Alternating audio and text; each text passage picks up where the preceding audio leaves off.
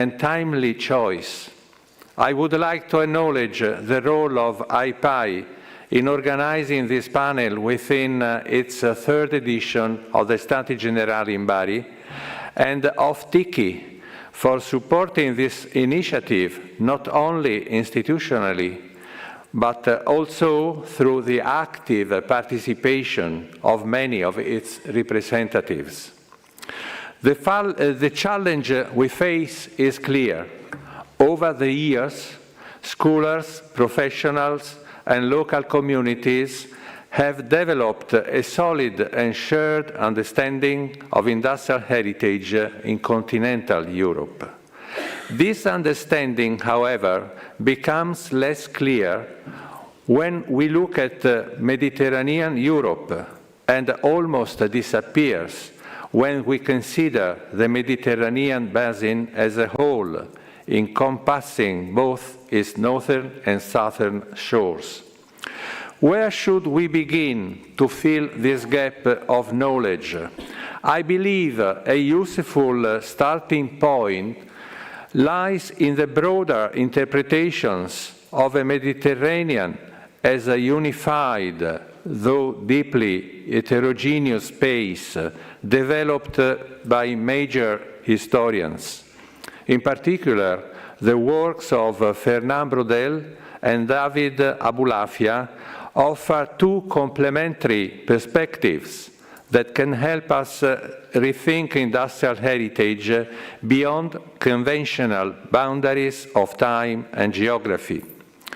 In his seminal work, The Mediterranean at the Age of Philip II, Fernand Braudel introduced the concept of the longue durée.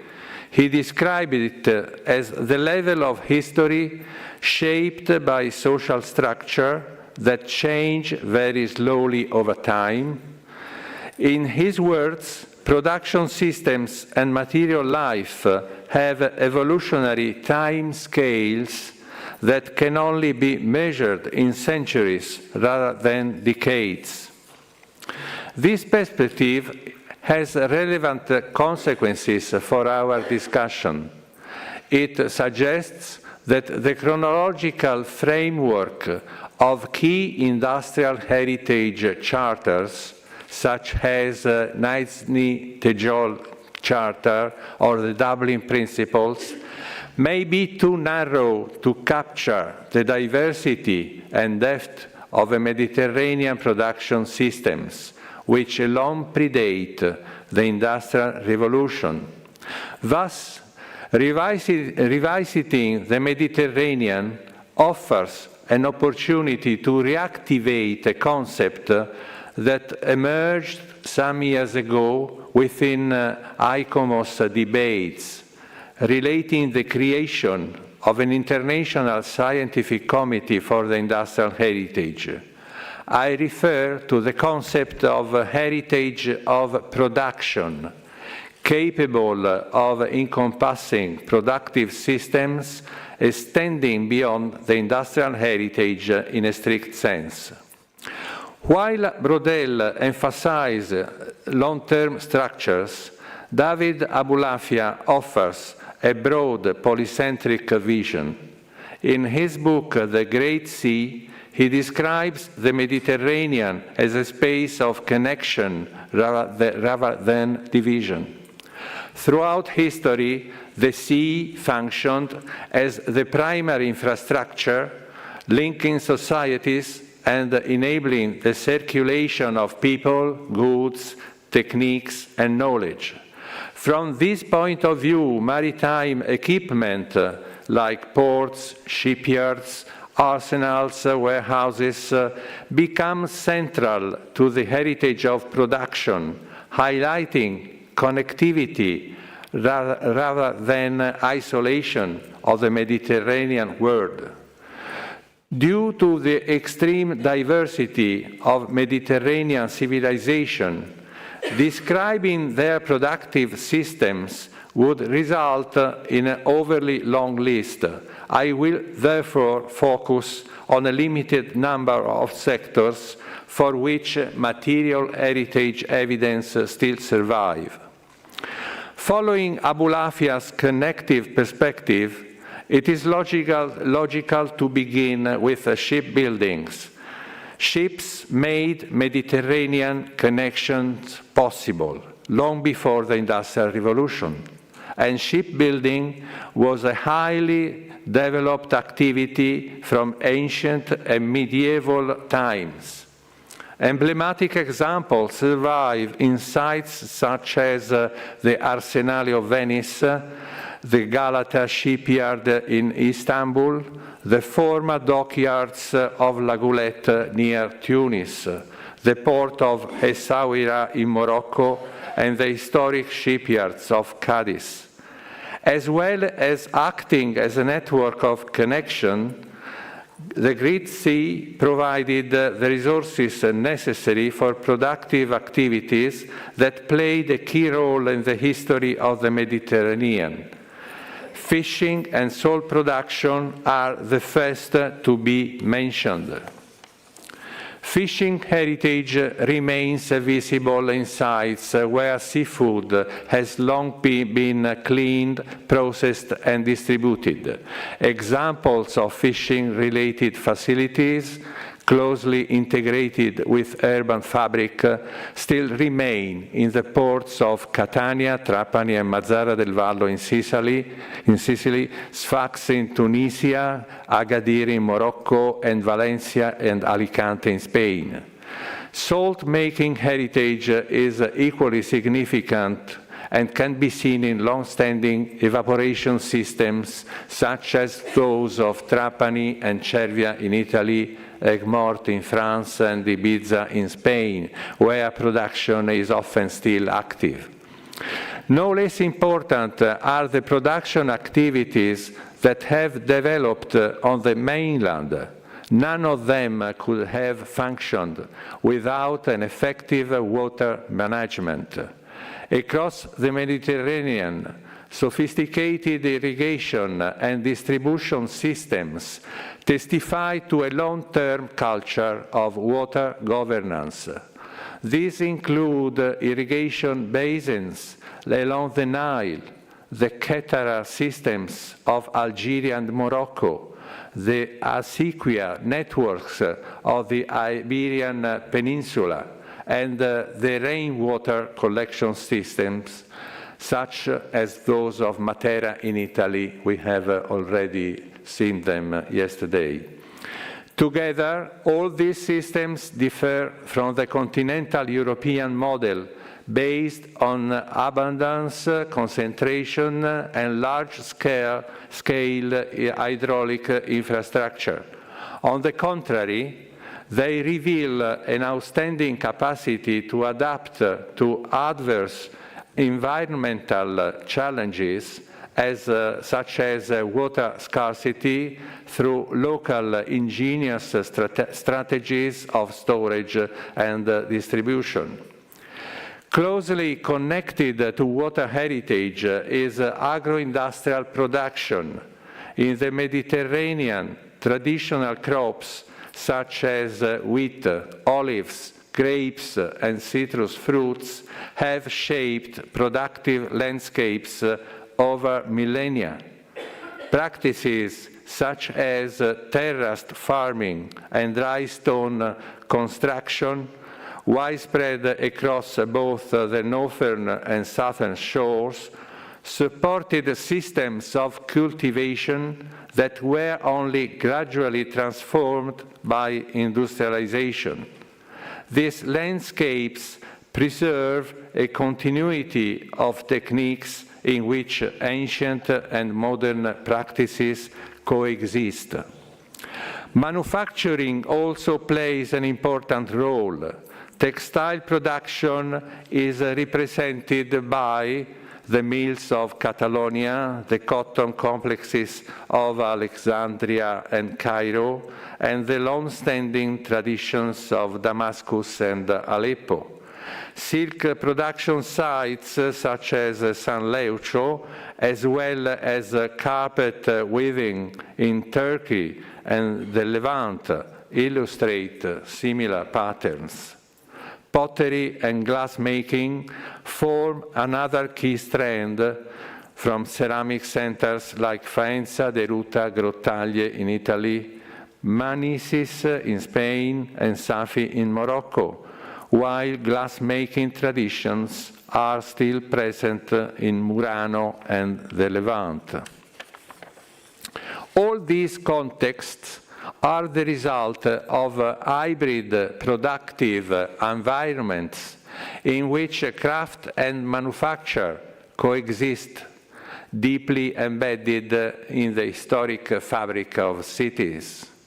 Given this diversity of production systems, a first operational step should be the mapping of production sites across the Mediterranean.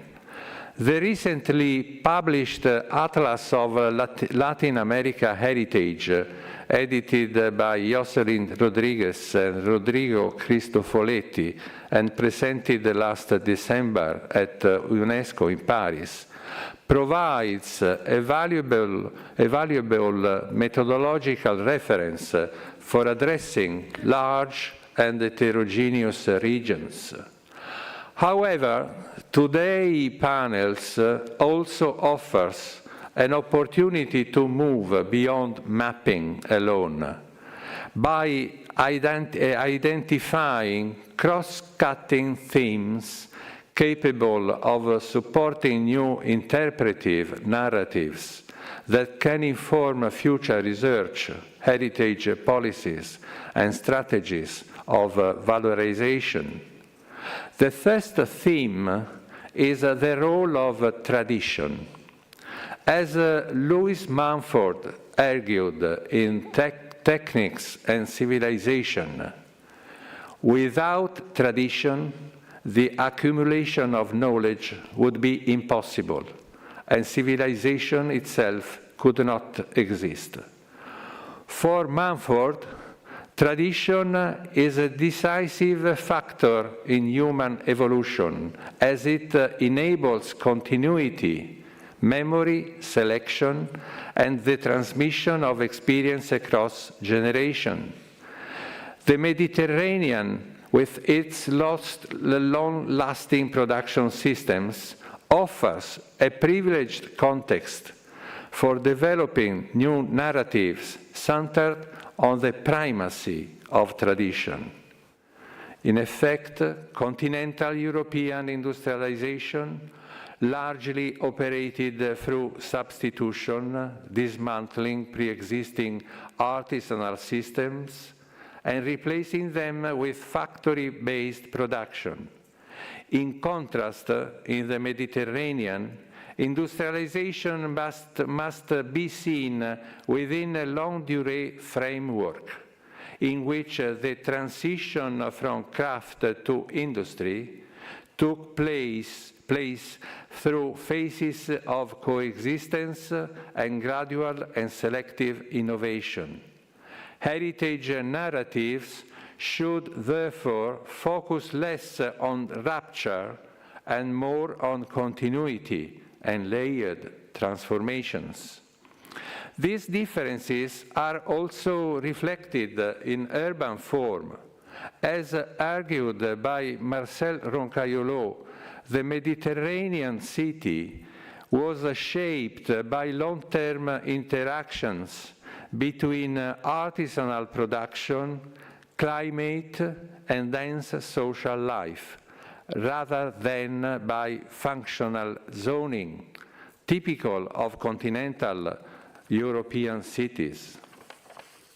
Workshops, craft laboratories, and small manufactories, rather than being relegated to peripheral industrial zones, have historically remained embedded within residential fabrics. This close relationship between domestic and productive spaces continues to inform Mediterranean urban landscapes. Energy production offers another point of contrast. Continental Europe developed highly centralized fossil fuel-based systems. In the Mediterranean, the absence of coal favored diversified energy regimes based on water, wind, animal labor, and locally available resources. From this perspective, Mediterranean energy models should not be interpreted as a delay with respect to continental paradigm, but as original long-term responses shaped by geography, climate, and resource availability. Comparing these models offers an opportunity to move beyond fossil fuel-centered narratives of industrialization and to alternative energy cultures whose material traces remain deeply inscribed in the Mediterranean landscapes. These cultures are enjoying renewed relevance today due to the contribution they can make in the fight against climate change. Heritage conservation also follows a distinct logic. In his autobiographical book, Istanbul, Orhan Pamuk observed that unlike in Western cities, historical monuments are not treated as protected relics displayed in a museum, but coexist with everyday life. This observation points to a different understanding of heritage, one in which material conservation is not an end in itself, but a means of sustaining cultural significance. This approach resonates with Barra Charter, which emphasizes that cultural significance may matter more than material fabric, and that change is a natural condition of heritage. Unlike European conservation traditions, which seek to control time and stabilize form, Mediterranean industrial heritage embodies a logic of coexistence and acceptance of the passing of time. The continuity of use and evolution of meaning may take precedence over strict material integrity. Mediterranean industrial heritage thus suggests that conservation is not necessarily about separating heritage from life, but rather allowing it to remain a part of life.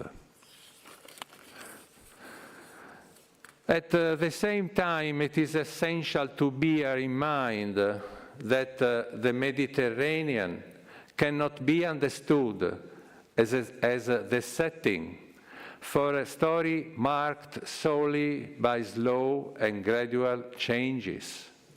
The decline of the Ottoman Empire and the expansion of European colonial power dramatically altered the traditional productive systems across the southern and eastern shores.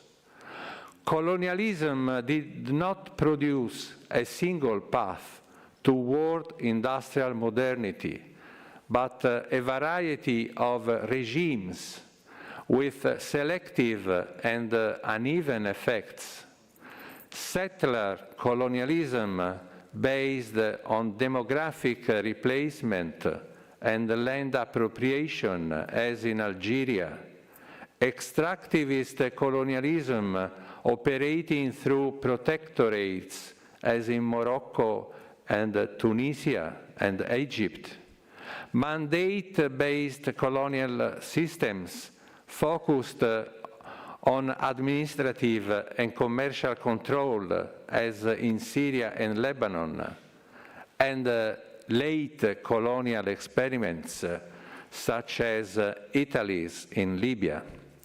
In many cases, colonial industrialization was confined to extracting primary resources, which were then processed in industries located in metropolitan areas. This resulted in incomplete industrial chains, structural dependence on external markets, and the disconnection from long-established local production systems, destined to become marginalized. Consequently, many of the Mediterranean industrial landscapes that today appear backward or undeveloped, in reality are not the result of a failed modernization. Rather, they are the outcome of deliberate policies by the colonial powers to prevent industrial development from undermining their own metropolitan industries. This raises important issues for industrial heritage studies.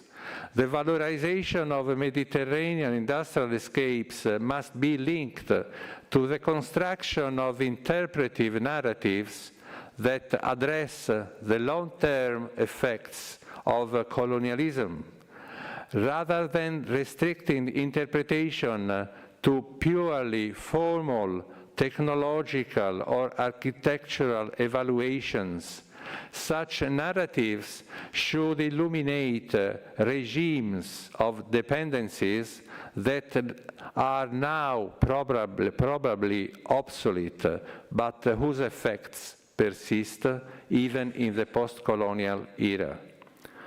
At this point, I will conclude. I hope that this panel will stimulate proposals for identifying, interpreting, and caring for the surviving industrial sites across the Mediterranean, recognizing them as a shared cultural resource can support active heritage communities and help them to define their own system of values. Thank you for your attention and good work.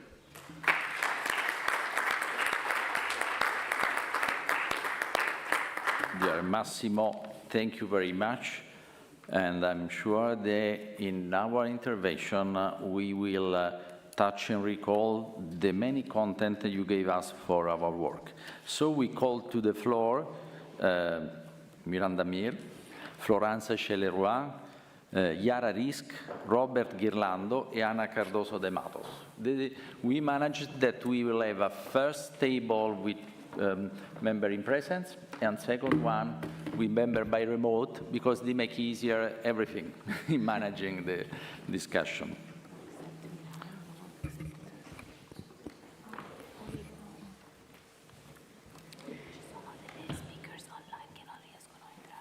Oh, I will check.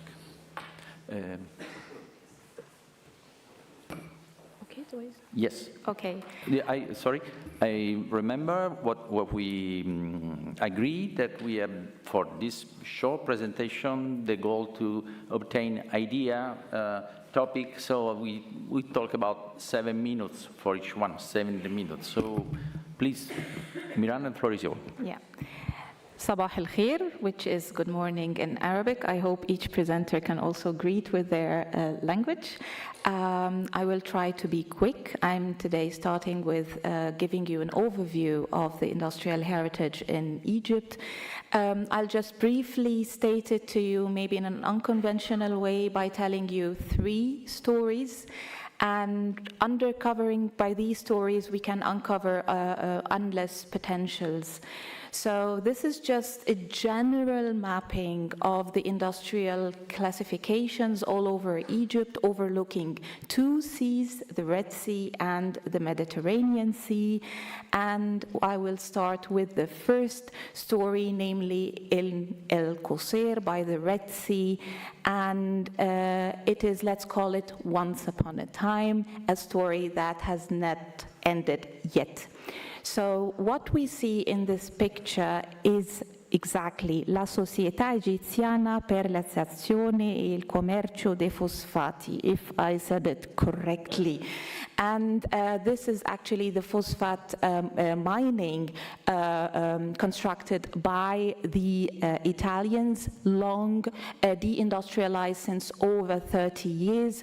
And when you go there, it's more or less a ghost coastal plant. So in terms of knowledge production regarding this industry, so far it has been purely by Italians. One of the former workers or child of workers had this wonderful publication only in Italian. If you know the language, you're lucky enough to know the history, but since I don't know Italian, I'm not lucky enough to know about the history, about the Agordinis who came from Agordo to Alcocer to initiate this. Another publication was thankfully done by another Italian, Antonella Cabassi, who was able to uncover archives about the industry in Egypt, but the archives are in Italy, but thank God that she did it in English, so it was easier for us to do this understanding and getting to know this industry more. So this plant was not only about this coastal plant, but it was also connected to other desert plants, about 7 desert plants. All now are ghost towns, if you know the term. And even the people, the Egyptians, the Arab who lived in the city, who also worked there, they were also educated in these Italian schools, so they were actually multilingual, and they spoke Italian very well. So what happened is that the knowledge production about this industry has solely been Italian-sided. So what was done, that an NGO in Al-Qusayr started to document the intangible story about this industry, and according to which I was happy enough to take part in several activities with this NGO, and also as part of a mapping project on industrial heritage in Egypt, and we did this documentation about the intangible aspect. But if I may quote here Massimo, what we're doing in this story is actually in isolation of documentation instead of connecting each other with knowledge production about this. So a story has not ended yet. I go quickly to the second story. Let me call it the story of the tints, or Once Upon a Smoke. My husband, before quitting smoking, he was a heavy smoker, and he was always an art collector. Yes, he was a very heavy smoker. So it started off with that he was fascinating by putting his cigarettes in tins, not normally in the normal cigarette packs. So he was actually mesmerized by the former tobacco tins that were actually produced, Egyptians ones. So if I may go, he started off with buying one tint, and then he started by spending all our savings, well, his money is my money as well, in buying all these tints from all over the world. So we can see here different kind, and by only this tint we can uncover different stories. Stories of art, stories of knowledge, stories of exchange, stories of compradors and those from Greece, from Italy, from Turkey, who contributed to this tobacco industry and history in Egypt. So it was also uncovering things regarding the architecture, the buildings, being able to map them, the workers, who worked in the factories, where, why, all these things. So this was actually pretty much over a year of purchasing of tints, and taking more and more space in our house that is now cluttered with a lot of tints. This is just one purchase. I tell you, this is like 5% of what we have so far collected. So until now, we are thinking of starting up with a project of industrial heritage and art, industrial heritage and advertisement, industrial heritage and knowledge transfer, Turkey, Greece, Italy. So it's not only about smoking and the cowboy. Mediterranean has a very, very interesting story about tobacco. Now I go to the third and last story, the threads across borders once upon a borsa. And in Egypt, we say borsa as well. So now we move to Alexandria, also known in historical books as Alessandria ad Egyptum, because Alexandria was more connected to a Mediterranean. I come from Alexandria. Yes, I have an Egyptian passport, but all Alexandrians say they are Mediterranean because it is really a cosmopolitan city. And of course, you're very familiar with this term. So it started off with me being in the Heritage Department Committee in the Alexandria Governorate. We received a file by a public real estate company wanting to restore the cotton bourse. Of course, you know Egyptian cotton. This building is within a large industrial area by the Alexandria port, dating back to the early 19th century. So they wanted to restore the building, and I checked all the portfolio and architectural drawings, no archives, no historical information whatsoever. So I was lucky enough to coordinate and apply for a funding to, since we are now in the digital age, it's time to digitally document this building. So by the funding, we were able to actually document this building using a cutting-edge technique, 3D laser scanning, and you can see here the engineer having the handheld, the one I can believe you can see here with the wonderful company also presenting that. And we also had students from all over the world contributing not only in the physical documentation, it's not only about digital heritage, it's not only about the physical documentation, but also about the digital storytelling. So it was about the storytelling of the building itself. So what we did also so far is collecting a lot of archives in different languages. So mostly less archive were in Arabic, more of them are in French. And this is on the left, we have here one article in the history of the Borsa in French, sourced by the Centre d'Études Alexandrines, which has a collaborative project with the Bibliothèque Nationale de France in Paris. And then I retrieved several interesting archival images from the Archivo Storico Unicredit, the bank. They have a lot of archival images. And on the left, if the article is actually written in French, but it was written by Silvio Pinto, an Italian cotton merchant and industrialist. So again, as I said, we have this point cloud of the building. We have a very good start now in actually doing the documentation, but actually the story has not ended yet, because we are now searching for this connectivity rather than isolation in terms of documenting the story of the building to really be able to evaluate it right and know exactly what to do further with the building. So just to come to an end, so we have here a lot of stories to tell, stories of know-how, exchange, actors, a balanced story and perspectives. And I will not dig more because Massimo already suggested a lot of things, but one of the three things I want to end with is that industrial heritage and cosmopolitanism. This is also a perspective we should consider, the interwoven trajectory of industrial heritage, and in my opinion, most importantly, a shared and sharing epistemic on the industrial history. So by that, I thank you very much. Bye-bye, and looking forward to discussions. Thank you, Miran. Great presentation, very involving.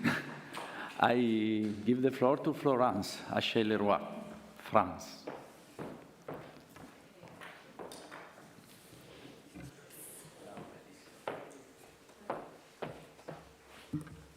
Thank you, Eduardo. Thank you first for having me. And thank you for this initiative and this transnational and transcontinental project. Well, I just want to say first that I'm no longer president of CELAC TICI France, but now honorary president. And so I will speak here on my own name without committing CELAC. However, I will report on the process at the next board meeting in March. Let me quote a great French historian that Massimo already told, whose book on the Mediterranean, published in 1949, was really important and fundamental for many of us, Fernand Braudel. He offered effectively a broad, cross-cutting and profound vision of a territory conceived as a shared geographical space, in contrast to the classical national histories. And that is something also very important to say. I put a text from Fernand Braudel, and you can see the keywords, which was still there in 1977, and that is something very important and very inspiring for us. So you can see that he look at this economic history from the megalithic construction to the oil tankers in the 20th century, and I think we effectively have to take this into account. Well, when Eduardo asked me to be part of this project, I say, oh my God, I was like my cat, very perplexed. So what can I do? What can I propose? So how work? I think that as Mijan said and as Massimo said, we have to connect people from France, of course, but from everywhere. Of course, CELAC TICI France, because it's the French representative of TICI, and my university too, because we have a very nice and important research center on the heritage studies. So what now? I think that, as Mijan said, we will be happy to support any initiatives where we could help for resources, for example. And I decided to share two proposals today, more precise than to give you an overview of industrial heritage in France. Sorry, the first one, and now it's an Egyptian cat. It's an ongoing Franco-Egyptian project with Mijan that we built in 2025. Oh, sorry, there is a little problem. So, how or when? Mijan will be a visiting professor in October 2026 in my university in Arras. He will spend 1 month to work with me and to work in the archives, in the National Archives for Enterprises, ANMT in Roubaix, north of France. So, for what? We decided to build shared memories between Egypt and France. So, as Mijan said, repatriating industrial narrative, that is to say, we found some French archives in France, and there is too forgotten heritage in Egypt, as she showed you, from the 19th to the 20th century. So maybe, or why not before the 20th centuries? How the topic is to identify common heritage, to find archives, sources, memories. In the end, to reconstruct the architectural and engineering networks between France and Egypt.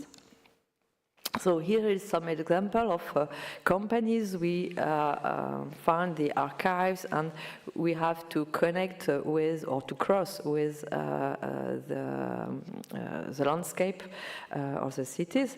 You have the Maritime Canal Company from Suez, Fivkai Babcock, who built some sugar machinery or refinery, Batignolles Company for construction, French Company of Metallurgical Enterprises, who built the airport of Cairo, and other companies like the railway one.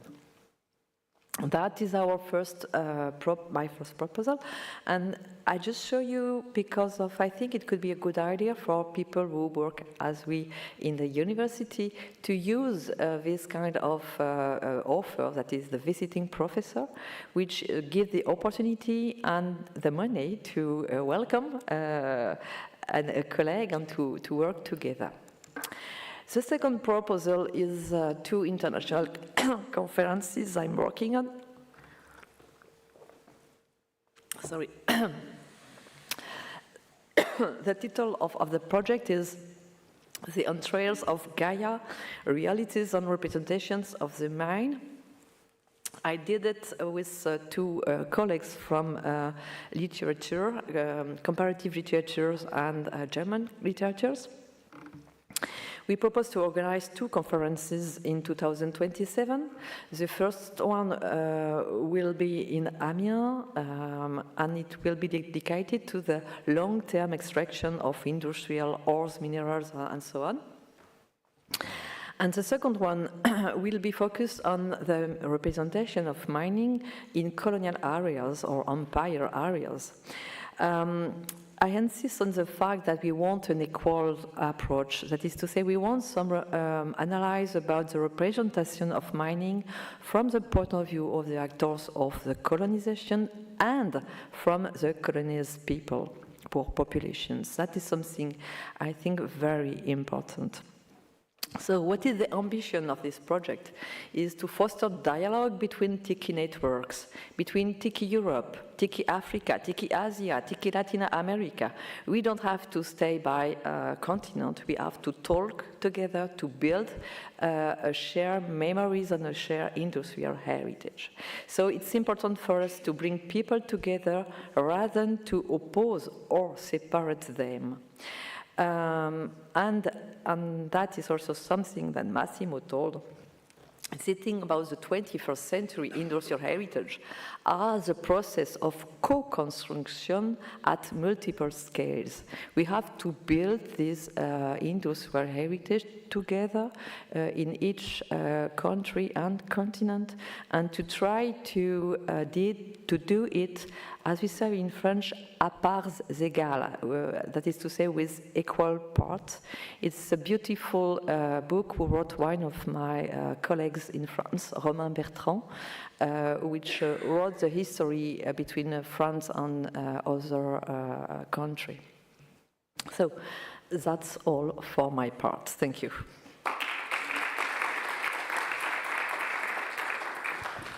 Thank you, Florence, because you gave us a very detailed proposal, and I've seen a straight connection with the intervention of Massimo at the beginning, maybe only because you share a platform of great culture of Mediterranean, I think better than us. Yeah. So now we invite Eduardo Cora, the president of IPAI and the national representative of Tiki Italy. Time? Okay. So thank you very much. Same problem. No? What we're going to tell about that topic is so wide. So if the field is very, very wide, better to talk about something and not about more. But just I like to remark that the specificity that Italy could share about industrial archaeology is that when industrial archaeology was born, it came from many, many different disciplinary sectors. In different parts of Italy, scholars from very far field started to be interested in industrial archaeology. So from urbanism, from history of economy, from urban planning, from history of architecture, from history of art at the beginning, from architectural technology, from design, and so on. And this has been a richness.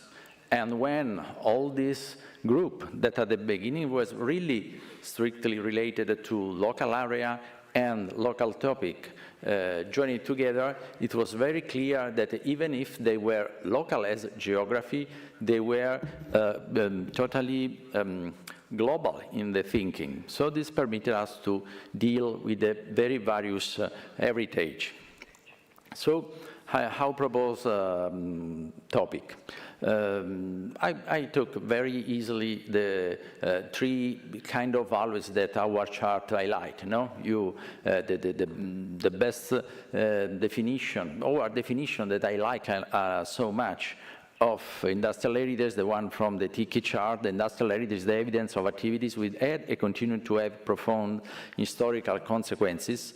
This is what my previous colleagues told. We are talking about a living heritage, living in memory, living in people, or living in production, and so on. So this could be, they could be the bridges. So first step, the social values. And social values means that we starting to be interested in people and in place where people work, and I will suggest the topic later. Second is the identity. You know that the identity is intrinsic to the site itself, but not only to the fabric, components, machinery, setting, written documentation, but also in the intangible records of industry containing the human memory and custom. Then, starting from this first point, first proposal, something that we could share on this is the work in the network existing in Italy and outside about the landscape infrastructure, transport and energy, not only the water routes, but also the context where artificial falls, this is an artificial falls of the 3rd century before Christ, the Marmore Falls, which became in industrial era, of course, a great source of power, and all the axis of the two rivers, which were one for one in the other, the River Nera and the River Bellino, consider a system of 15 hydroelectric central power, and but in general, heritage and the heritage of the production of power is something that join all the coasts. Another aspect is how we deal with the engineering heritage on the high scale, so infrastructure, the transport of the energy. So the great impact that especially in the second half of the 20th century, this object, the era of the reinforced concrete, had on the territory.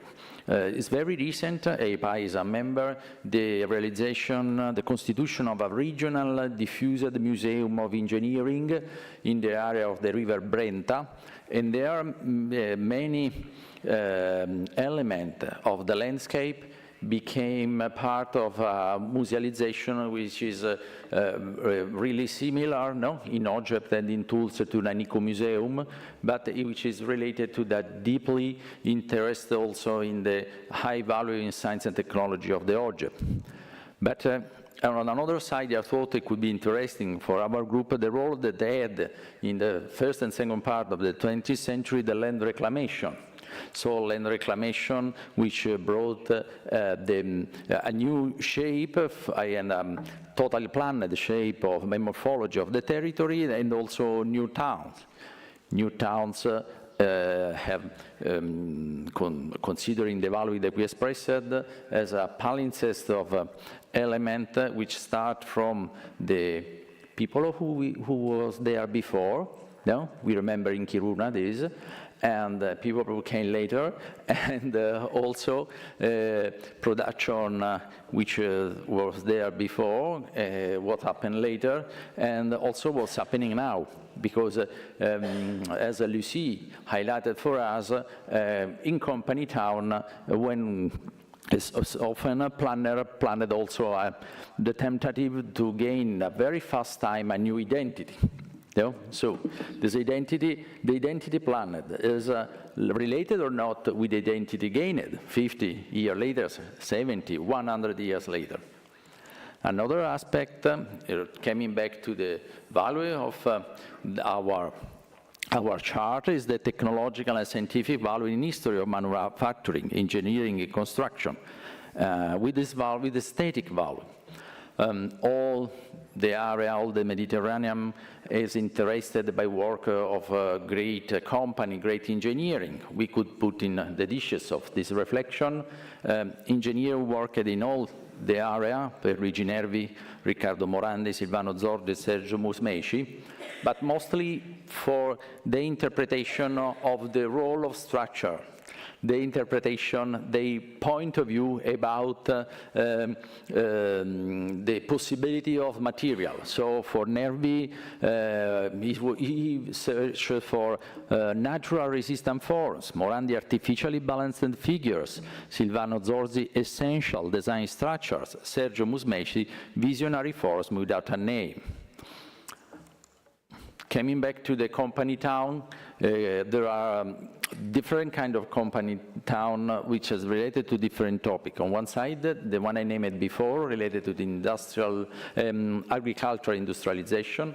On the other, the one related to production and to science. A specific site where we usually have workshop with our students, with the students of TPT, and with Scora is Guidonia. Guidonia is this rear center where the research of Royal Air Force brought to the discovering of the law for the fluidodynamic for flying in stratospheric condition and in the spaces. So this has a great relevance for humankind, and also is an expression of a point of view about the life of workers and of military in a public company town, better calling it specialized town. But the 20th century heritage is an heritage on risk. So another aspect could be talk about the risk of the heritage. More in general related to topic. So the 20th century heritage is a risk, demolition, strong modification, or best practices of new use and restoration. And coming back to the aesthetic values, coming back to the chart, we also have the possibility to read history with the cross frontier. Just one example, not exhaustive, but Le Corbusier flight on both the side of the Mediterranean Sea, but also in Italy, and he take part for his expression from his inspiration by many industrial solutions. His aesthetic start from industry, and especially in Version architecture. It's open with the grey silos or reinforced concrete, and with the lingotto, a place where people in the ground is on the top of the building and not of down. So I knew vice versa vision of how a building and our factory could work. The work on company town and the network, and concluding, could be based also on the great work did on company town. This has been a work managed by Giovanni Luigi Fontana and Andrea Gritti, but which involved a lot of us, and which is just a starting point for this topic. Last two topics I like to highlight for this old continent is the reuse and the the ancient reuse and the multiple archaeologies. This is a factory you have never seen. This is the Colosseum in the plan of 1519 to be transformed in a spinning mill and wool mill made by Domenico Fontana. We could see how this is utopic.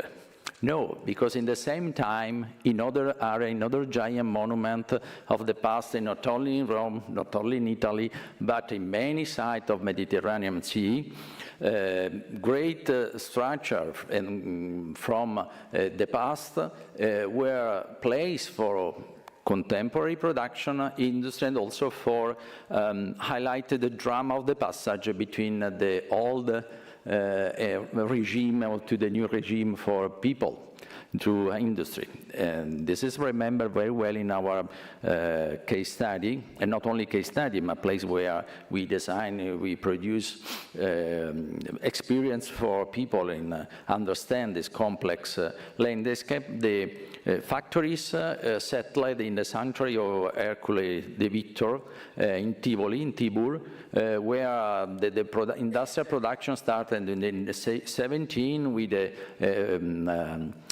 iron factory and continued with the hydraulic central power, paper making, and so on. The reuse of the ancient building is a topic, and the values of both have to be considered together. Maybe Ana Cardoso will talk about this aspect, which is an aspect that joins, as I told, many Arab Mediterranean. Ecosystem, quarries, and mining is another aspect, and we will do our part. And also the circularity of knowledge. Papermaking, minting are both an example of how industrialization came from a circularity which crossed many countries. And also of continuity. For example, the paper mill of Sant'Elia Fiume Rapido, in the south of Rome, started working with the mechanism of the hammer, hydraulic hammer, in 1514 and ended in 1985, and half millennium working site. Massimo and also Milan and Florence, named the arsenal, Massimo named the arsenal and the shipyard, the Arsenal of Venice. Not only the Middle Age great factory, but also its patent industrialization, and so on. I want to say in time, so this was just a brainstorming, with a suggestion, because I want that something more structural will be born by the work of all of us. Thank you very much.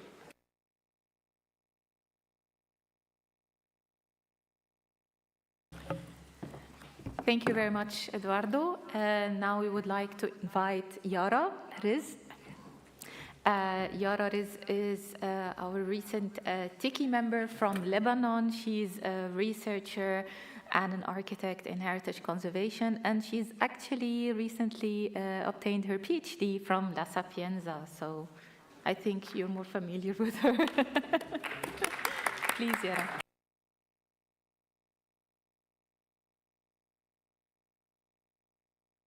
Lebanon on this wonderful panel. Thank you, Tiki, thank you, IPI, thank you, Mirhan, Eduardo, for inviting me. In this short intervention, I'll try to situate industrial heritage in Lebanon, because from my understanding, it was not really represented until now on Tiki, IPI.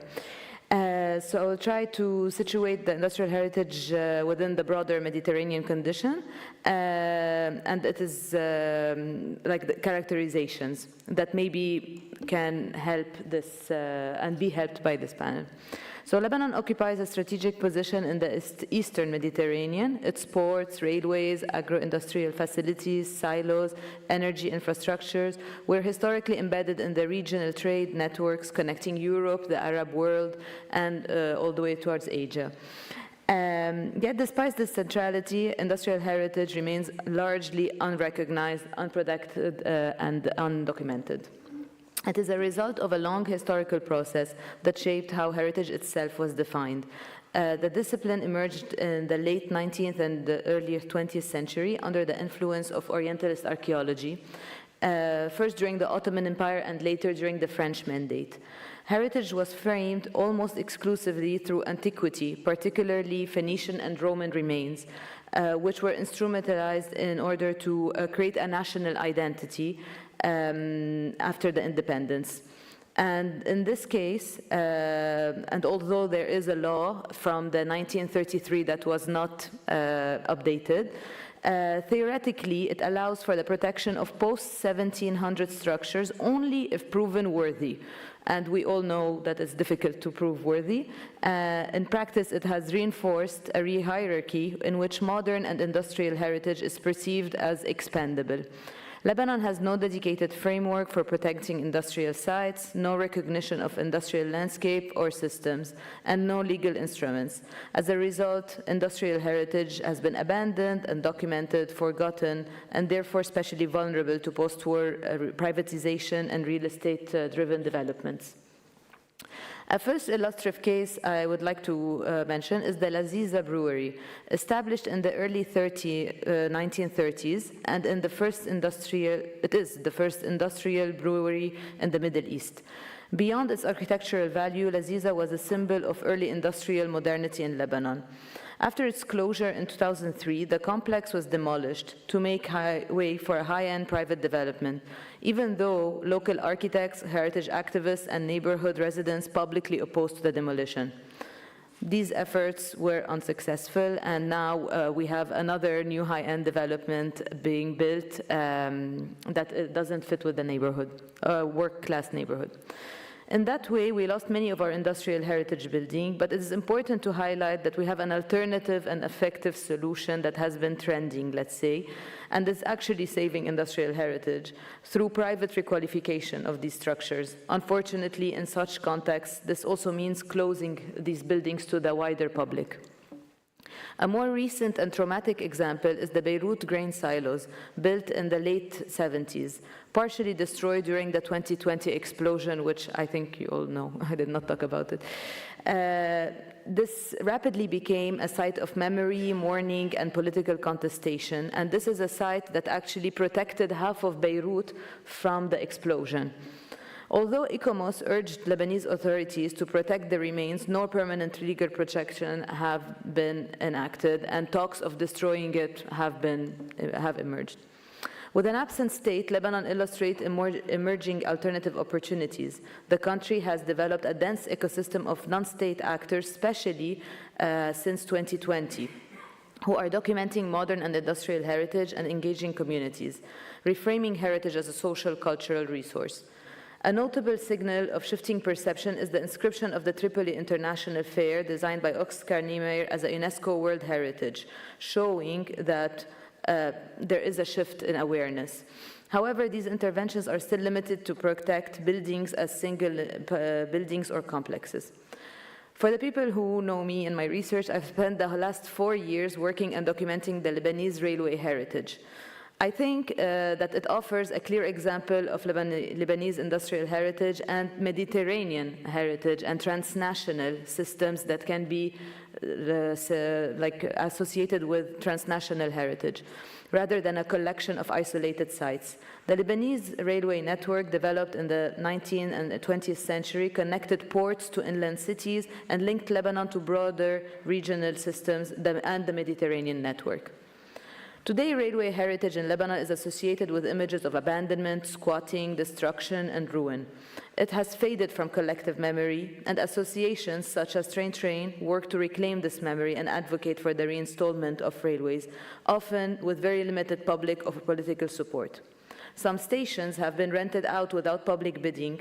For example, the Mar Mikhael station in Beirut, which Mirhan has mentioned in a previous conference, as she told me, was leased to a high-end exclusive bar that closed its doors to the public, and many of the visitors thought it was a bar that is train-themed.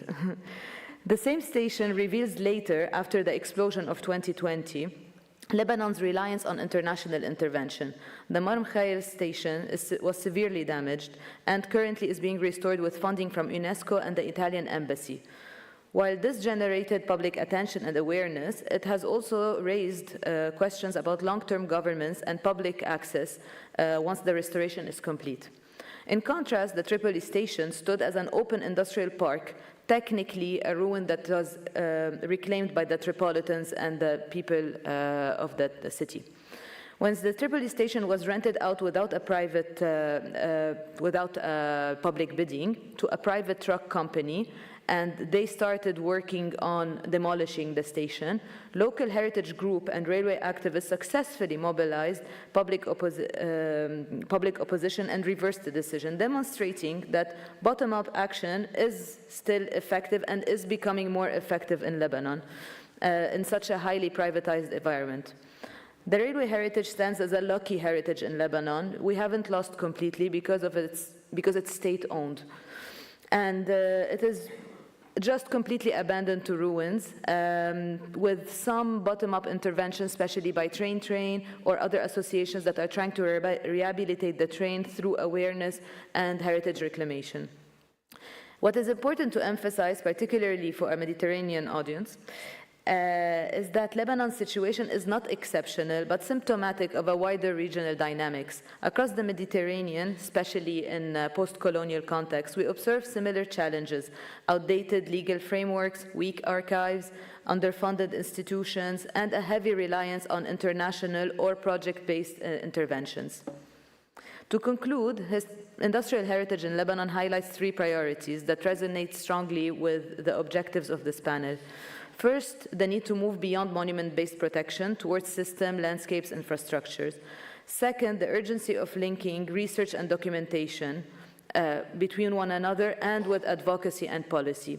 And third, the importance of transnational collaboration and sharing knowledge, as Mirhan and Florence were saying. From this perspective, Lebanon contributes to the Mediterranean conversation not only as a model, not at all as a model to be replicated, but as a laboratory of fragility, a context in which the consequences of neglect and clear absence of government showed alternative modes of actions, and they are being tested and we can see them. Thank you. Thank you, Yara. While Robert go to the floor, thank you very much. Really interesting and full of content. Yara has to go because she has a presentation. Oh, yes.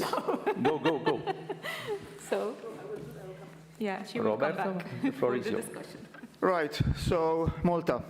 As you can see, we're an extremely small country. Thank you. I think Mirhan put a nice big dot, otherwise we would not have shown up. With a lot of people on it, relatively. But we have two great assets. One, we're in the center of the Mediterranean. I think you can see that underlined with red. We have paid a price for that with two sieges in 1565 and during the Second World War in 1942. The other asset is our excellent Grand Harbor, El Port Kbir, which you can see on the, I don't know if I can do the laser. I don't know how to work this. Never mind. You can see it on the right side of the picture. It's a natural deep water quay.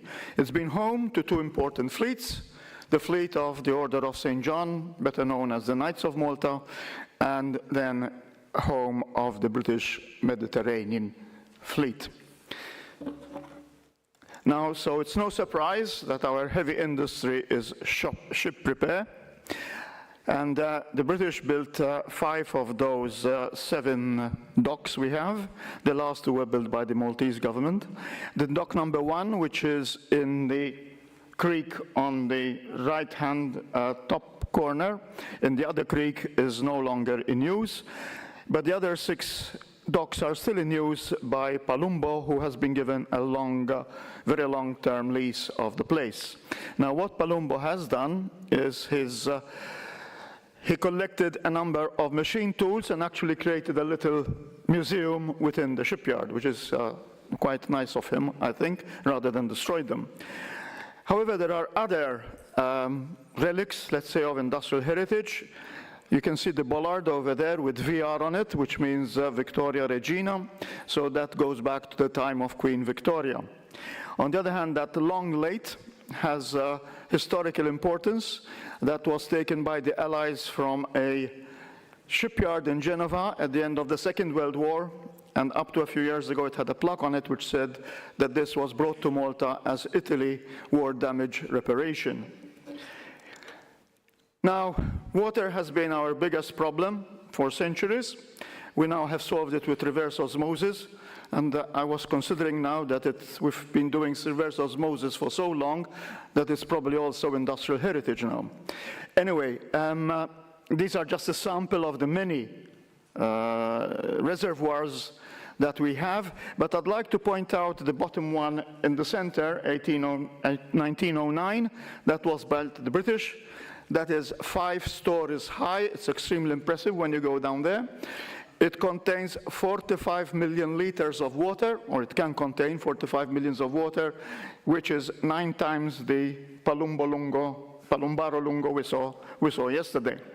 I'm trying not to say too much about each slide, otherwise I will take too long. These are some power stations we have around the Grand Harbor. Most of them are empty buildings. We're still waiting to see what adaptive reuse. Hopefully it will be, how do you say, sympathetic to industrial heritage. But I'd like to point out the 2 pictures on the right-hand side, the Cordain underground power station, because that's complete. It's an underground power station complete. Luckily, the electricity company has worked out that it costs them too much to remove the equipment, so they're leaving it there. And particularly, I want to point out the right-hand corner, top corner, those diesel engines are quite unique. There's a unique mechanism in them. There were only about 112 built. We have 6 of them. And we're working very hard to try and restore, if you like, not to get them working, of course, but to restore this power station and make it visible to the general public. Now, what is interesting about this slide is that except for the Maritime Museum, those are all private initiatives. We no longer have a railway, but we have a museum, which was set up by fanatical amateurs like myself, I suppose. The limestone heritage is also set up by a private individual, and our buildings up to a few years ago were all built of limestone, which is what Malta is made of, and there is a collection in a quarry of equipment and tells the story of limestone. Okay, so of course, with so many people living on such a short space, on small space, land is a premium, and therefore it's very difficult sometimes to try and save things like that power station, the Marsabi station. I was chairman of the electricity company for 5 years, and I loved that place. I was really sorry to see it go. And also the garage on the right was a beauty. Anyway. That's what happens. On the positive side, here are some positive aspects, if you like. I just want to point out the brewery in the center. When the brewery, that's our oldest brewery and our biggest brewery, and they built a new brewery, and they've done a very nice adaptation of the old brewery and turning it into a museum. They've retained the copper kettles, so that's very iconic of that company. Those kettles go back to the 1920s, so there's quite a lot of heritage there. So that was a nice project. I won't say more because I don't have the time to go into it. Okay, 2 initiatives I want to speak about because, in a way, I was the spark that set them going. The first one is the Malta Industrial Heritage Association. It's a registered NGO we set up in 2022, and those are some of our projects. But I want to highlight the 1907 Machine Shop Museum, which is now managed by the association. It belongs to a foundation, Fondazione Vincenzo Bugeia, Vincenzo Bugeia was a philanthropist. We don't know quite sure how he made his money, but he made a lot of money. He had no children, so he left quite a lot of heritage, setting up 2 institutions, one for poor girls and one for poor boys, and this one was to train young boys into the art of machining, but also we have a woodworking section. The machines are in excellent condition considering their age. We're working to convert it into now a visitable museum. We're already taking visitors, but we want to make it a very interactive museum.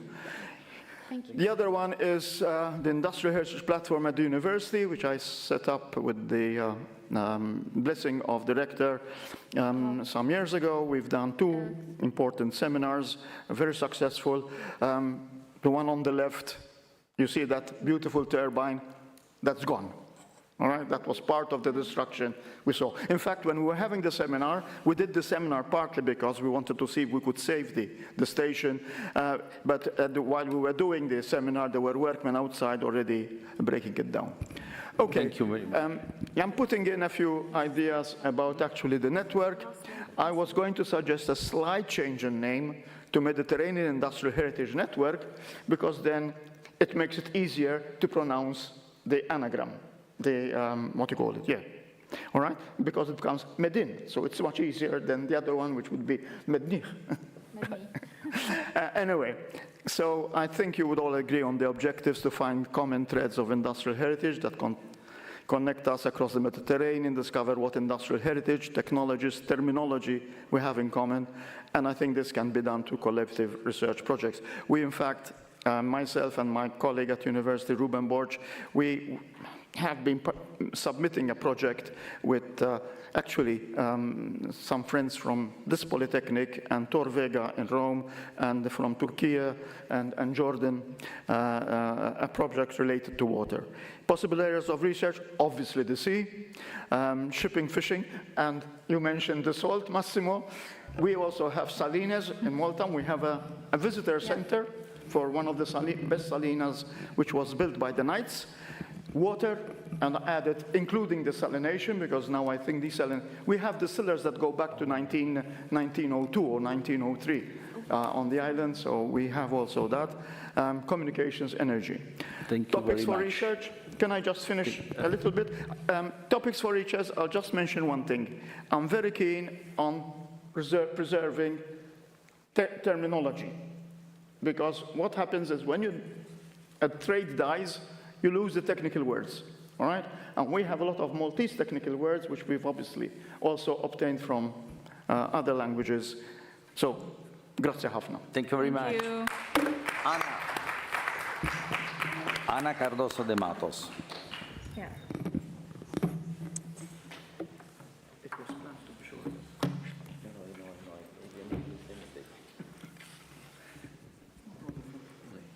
Yes.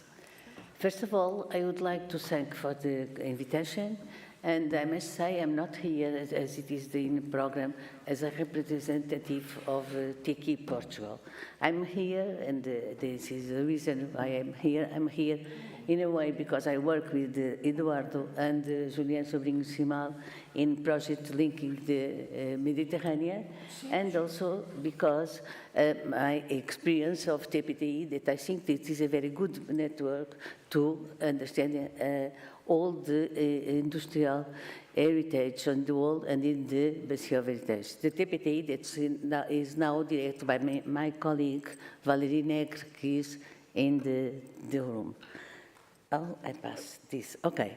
So I'm going to, first of all, I'm going to say that TPTI is really a very good network because it joins a lot of different universities, and also because they are students and scholars for all of the world. So that means that you can, in this network, you can change similarities, difference, transfer of technology, construction, models, techniques, local adaptation, hybridization. So there are some aspects that you can analyze in the Mediterranean region or space.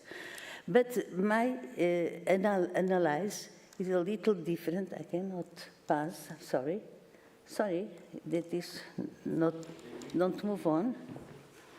It's a little different because I'm not going to give, not at the beginning, very special cases, but I was more thinking on present some aspects that you have to think to, I don't know, what is the problem? I don't know. There is, Eduardo, Yes, I have there's no a technical PowerPoint. problem. Yeah. Okay, just a moment.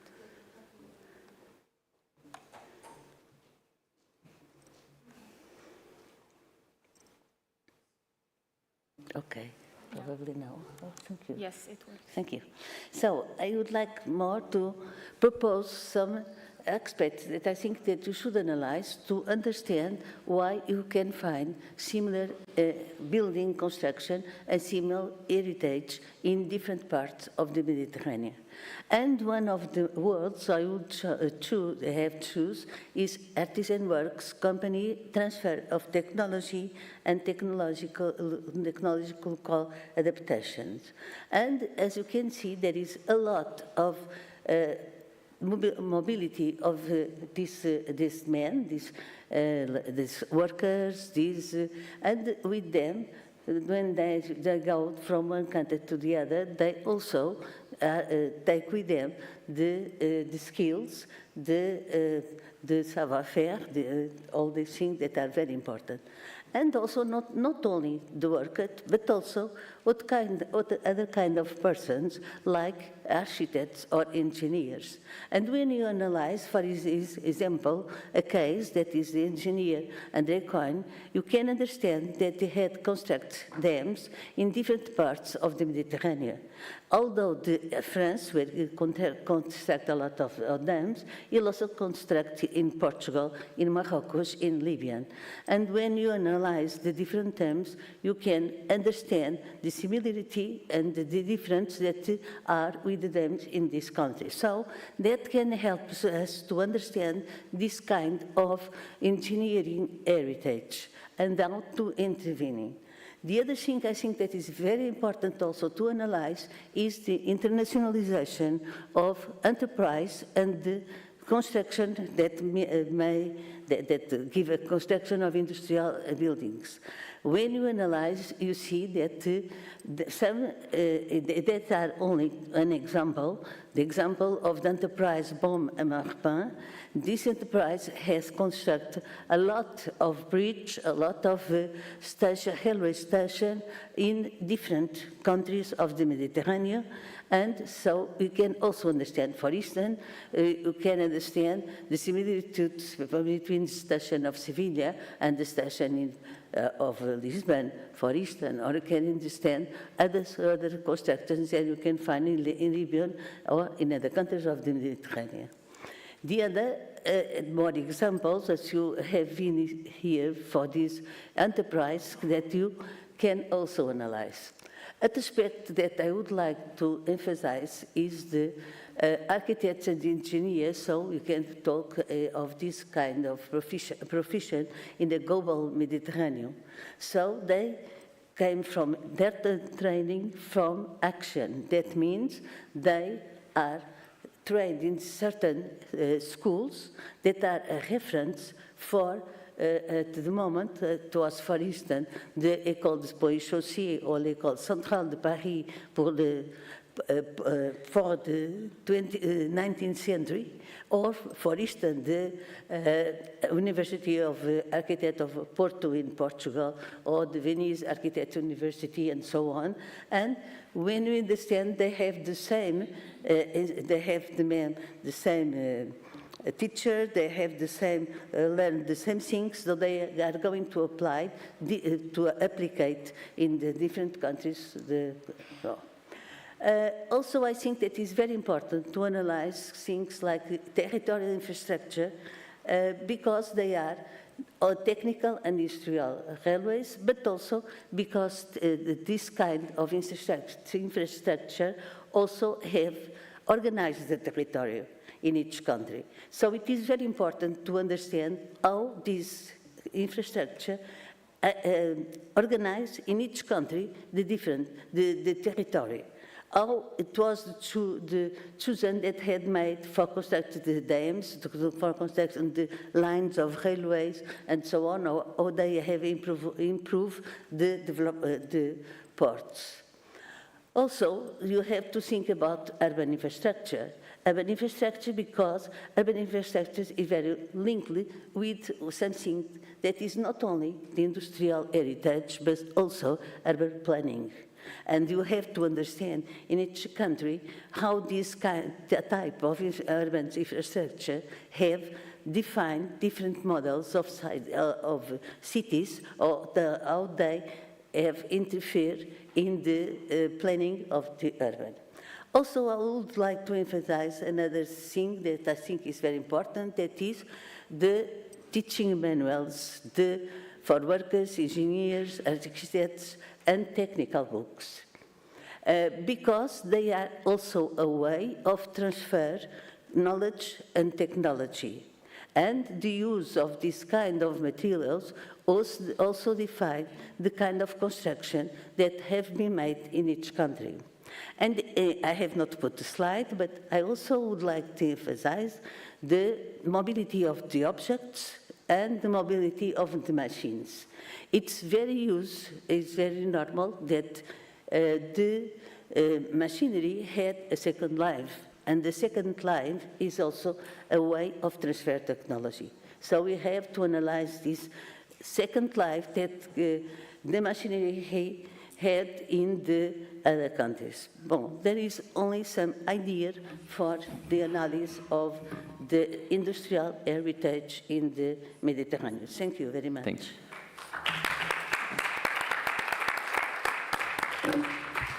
Thank you very much, Anna. And now we shift from face-to-face presentations to our contributors who will share their presentations online. First, we are happy to welcome Dr. Ahmed Eddin Shaddad, who's first time presenting industrial heritage from Morocco. Ahmed, can you hear us? Hello? Oui. I am here. Vous êtes là, ça va. Okay, can you share your Je peux presentation? partager l'écran? Oui, bien sûr. D'accord. D'accord. Mais vous avez présenté en anglais, non? En anglais. Just a note to Marion. Marion, are you online? Yes, I'm here. Please, so sorry. May you make me host, because we don't know in which way you are now the host of the Zoom. Host. And Okay. yes, please make me host, because we cannot manage the presentation. Thank you very much. Okay, I hope I'm able to do so. So sorry.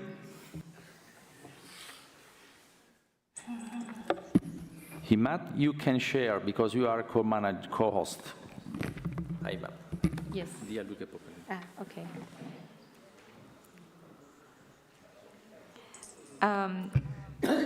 Since it's the first time for Ahmed to join us, Ahmed is actually working at the Ministry of Industry in Rabat in Morocco, and he's also a postdoctoral researcher affiliated with the Department of Political Science at Laval University in Canada.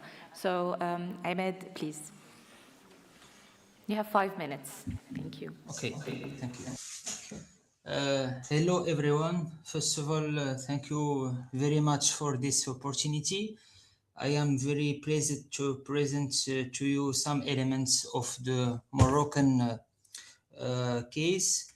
But before I start, I would like to apologize for my level of English, as this the first time in my life that I am present in English. I am more comfortable in French and Arabic and Spanish also.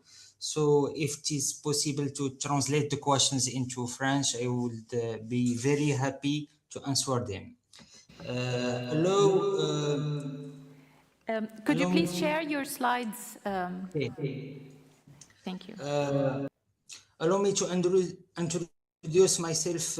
My name is Ahmed Eddin Shaddad, and I hold a PhD from the National Institute of Planning and Urban Development in Morocco, where I worked on analyzing the socio-political dimensions of phosphate mining cities in Morocco. Currently, I am... Pardon, Ahmed. ممكن تنشر المحاضرة بتاعتك presentation؟ احنا مش شايفينها. عندي فقط العرض، ولكن المحاضرة عندي قدامي، يعني ما اقدرش لا ممكن تعمل لها شيرينج. في زرار ممكن تدوس عليه وتعمل لها شيرينج. I'm sorry, ولكن العرض بي بي تي كتشوفوه؟ لا ما بنشوفه. اوكي.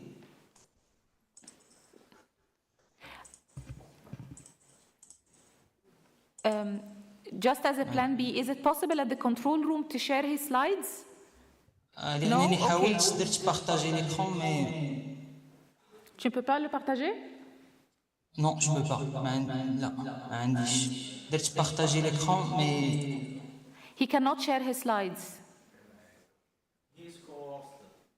You are انت عندك الاوبشن انك ممكن تعمله. عندي بارطاجي l'écran بس ما عطانيش لوبسيون ديال بارطاجي بس عندكم نتوما لا بريزونطاسيون نو Non, mais c'est pas possible de le partager, Ahmed. اوكي تقنيا يعني. Écoutez, j'ai changé les configurations et ça devrait marcher maintenant. Je ne comprends pas pourquoi je suis toujours le main host. J'ai travaillé sur ça.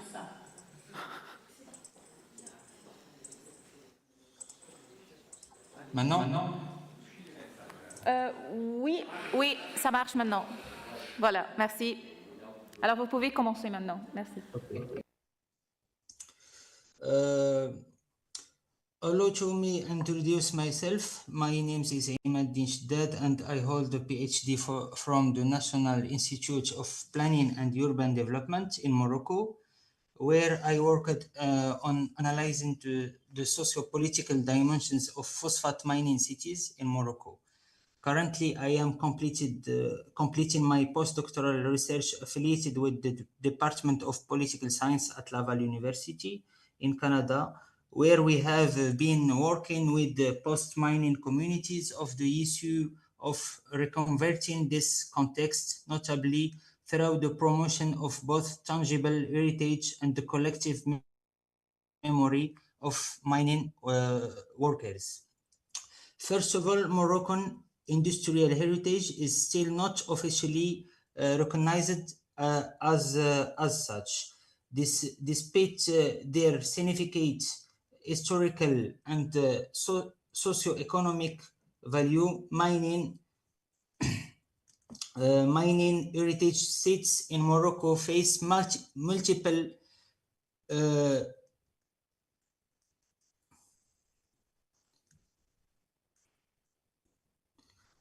challenges that hinder their recognition and preservation. First, there is a structural absence of institutional acknowledgement, as these sites are often overlooked in official cultural and urban planning policies. Second, the material fragility of the heritage itself exposes to the risks of irreversible degradation, with many building infrastructure and industrial relics deteriorating due to neglect of inadequate maintenance. Third, academic engagement with these sites remains limited and highly fragmented across disciplines, resulted in scattered knowledge and of lack of comprehensive frameworks for understanding their complexity.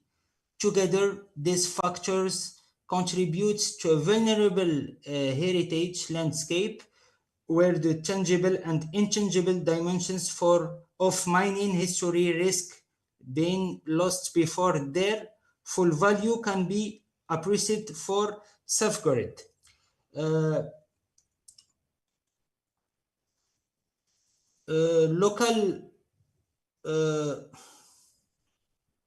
Local initiative for the preservation of mining heritage limited, often constrained by insufficient resources, technical expertise, and community engagement.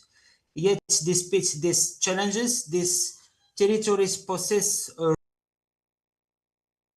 a diverse array of resources, ranging from natural infrastructures and residential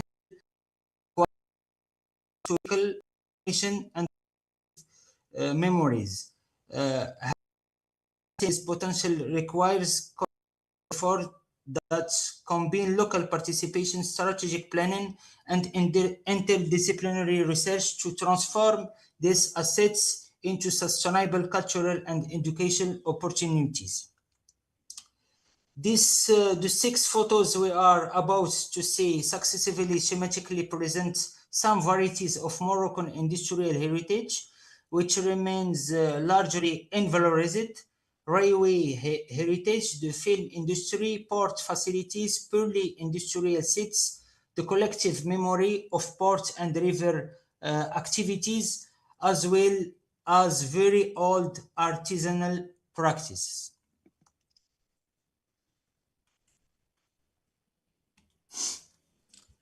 The valorization of industrial and mining heritage in Morocco represents a set of promising opportunities, provided that collective action can be effectively structured among public institutions, local communities, and civil society actors. This heritage can serve as one of several pathways for territorial development by fostering inclusive local participation and generating new socio-economic dynamics. It also offers a strategic opportunity to diversify tourism and hospitality by extending visitor experience into the hinterlands of major tourist destinations, thereby reducing spatial inequalities and enhancing regional attractiveness. Furthermore, integrating recreational and cultural programming related to heritage into the flagship international sporting events, such as the 2030 Morocco, Spain, Portugal World Cup, could amplify global visibility and cultural outreach. Beyond economic and touristic dimensions, this initiative have the potential to enrich the Moroccan national narrative by highlighting overlooked histories of labor, industry, and resilience, ultimately strengthening the country's soft power on the international stage. The lack of institutional recognition and political sponsorship continues to limit the prioritization of industrial heritage within national and local policy agendas. At the same time, many sites remain highly fragile and exposed to the risk of irreversible loss due to insufficient conservation frameworks and the absence of sustainable funding mechanism.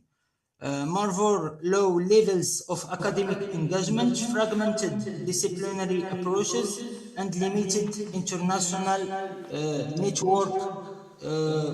networking constrain the production of integrated knowledge, weaken advocacy efforts, and hinder the comprehensive valorization of this heritage. دكتور عماد استأذنك ممكن نوصل للخلاصة علشان الوقت عدى. شكرا. Okay.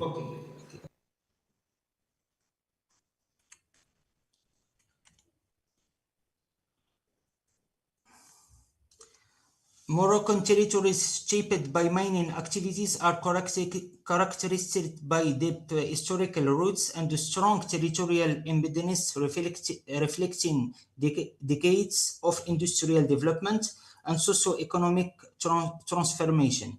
Their heritage is inherently multidimensional, combining material assets such as industrial infrastructure and workers housing, immaterial elements including collective. So this were just a few brief remarks regarding the current situation of industrial heritage in Morocco, but I am very pleased to be part of this Mediterranean network as well the International Committee for the Conservation of the Industrial Heritage. I would like to extend my special thanks to Dr. Mirhan for her attention to my profile, and I would be very happy to collaborate on joint research and research action initiative that could help valorize the Moroccan case in connection with other highly international experience. Thank you very much. Thank you. Thank you very much, Dr. Ahmed, and really thank you very much, because I have to be honest here, and he asked me actually to say it, but I'm just saying it at the very end. This is his first time ever to present in English.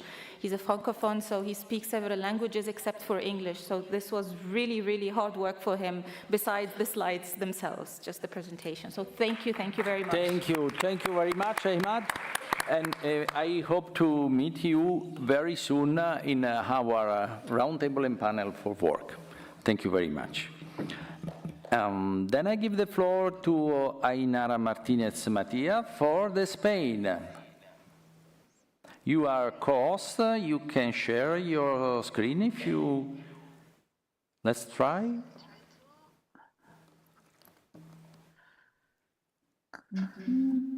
Yes. Okay, can you see it? Okay. It's happening There it something. is. Yes, we see. Perfect. Welcome, All right. Ainara. Thank you, Eduardo. First of all, I want to give special thanks to IPI and Tiki for this initiative, which is not only transnational but also transcontinental. We are talking about 3 continents, so I think we are doing something really great together.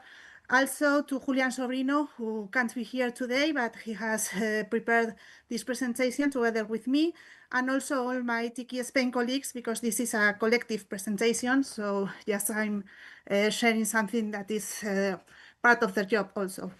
And I think that following the presentations of my colleagues, almost everything has been already said. However, I hope this reflection that we have prepared will contribute to enrich our debate. So let's start with it. As you have already said, the Mediterranean should be understood as a shared historical space of industrialization where workers, men and women, machines, structures, engineers, and production models circulate between Europe, Africa, and Asia. Spain and the Iberian Peninsula is situated as a key territory due to the overlap of pre-industrial traditions and modern industrial systems. During the 19th and 20th centuries, the Mediterranean acted as an interconnected system of ports, railways, mines, and factories. Industrializations occurred via technical transfers and local adaptations. Comparable examples are found in the port, mining, and manufacturing systems of the European, African, and Asian Mediterranean, transcending state borders. Spain received European engineering and capital, adapting technologies to diverse contexts, and consequently exported technical models to North Africa. This triple condition makes Spanish territory a key space for studying industrial transfer processes in the Mediterranean. As we say there, Spain does not merely receive industrialization, it also adapts it and projects it through the Mediterranean space. Shipyards, naval arsenals, historic ports, and state manufactories constitute a solid pre-industrial base. In Spain, these complexes anticipated industrial features, labor organization, serial construction, and institutional control. They are comparable to other large Mediterranean complexes that have already appeared here, also from medieval and modern origin, such as Italian arsenals, those of Malta, and so on.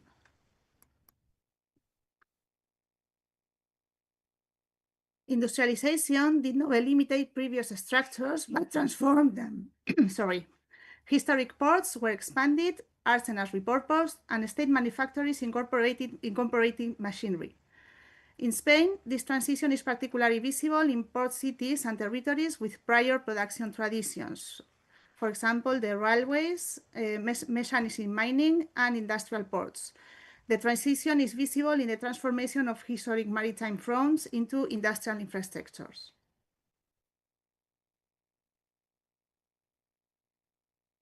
The 19th century Spanish railway network became a laboratory for technical transfer. Foreign engineering firms provided metallic solutions, viaducts, and construction systems adapted to the Iberian geography. The railway articulated productive territories, connecting mines, factories, and ports. And we have really an opportunity here for the research, working on this work engineering archive files for its viaduct bridge all across the Mediterranean.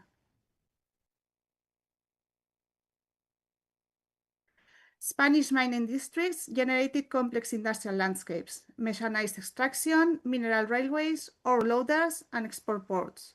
This model would be replicated in North Africa, where Spanish engineers applied solutions already tested on the peninsula. We are talking of the Morocco Reef mining system that has been already mentioned here, or this Melilla or Loda. And also, we must quote the associated names to these infrastructures, also such as Emilio Kowalski, which was the engineer related to the preliminary project on the Orloda, Alfonso Gómez Jordana y Sousa, mining engineer linked to the system phases, and Guillermo Preus Dietrichson, director of the company linked to the reef. This is a model exportable to other Mediterranean extractive corridors, and we also need an archive of those names that have worked all around the Mediterranean. In the 19th century, Spanish ports incorporated docks, spallage wharves, and railway connections. A profound transformation of the waterfront occurred, shifting from a multifunctional urban space to industrial logistical infrastructure, comparable to other major Mediterranean ports. The evolution from historic port to spallage infrastructure is there, and it has been abroad all the Mediterranean. We can compare Spanish nodes as Sevilla, Málaga, Almería, Cartagena, or Melilla with other main ports around the sea. There is also a really interesting example in the sugar factories. The Spanish sugar industry clearly demonstrates the Mediterranean logic of transfer machinery importation, local adaptation, and the export of complete equipment to other countries. There is a very strange case, for example, in the machinery from the factory Azucarera de San José in La Rinconada, which is not the one you see there, that's the one in Motril, Granada, but there are many of them all across Spanish geography. And the Robbie and Co. Limited machines that furnished the La Rinconada sugar factory were exported to Egypt when the factory closed. We have there a research line also, following the biography of the machine from the origins, noting the use and the transfer, reimplantation, and after that, how it became heritage.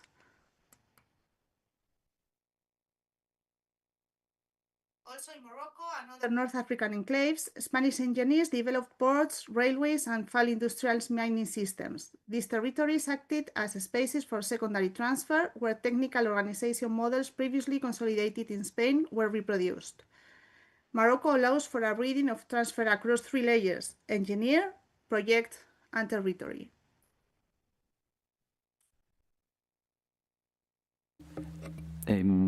Ainara? Yes. Goes to the final topics. Yes, I'm just finishing.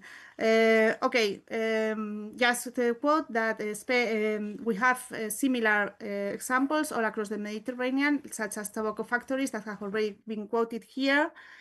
And in conclusion, building a Mediterranean network implies standardizing comparisons and activating archives, cartography, and memory. Spain and the Iberian Peninsula occupies a central position in Mediterranean industrialization due to the overlap of pre-industrial traditions and full industrial systems, as well as its role as a bridge between continents. The creation of a Mediterranean research network will allow for the articulation of shared cases, methodologies, and narratives, reinforcing the heritage, academic, and social value of these industrial landscapes. Thank you very much. Gracias. Eskerrik asko. Thank you. Shukran. Really well structured and very useful. We unfortunately we will give a report, a final report on the final works of the Congress. So this afternoon, and this is not in Zoom, but only in streaming. But we will mention it and we will work on it later. Thank you. Say hello to Julian. Thank you very much.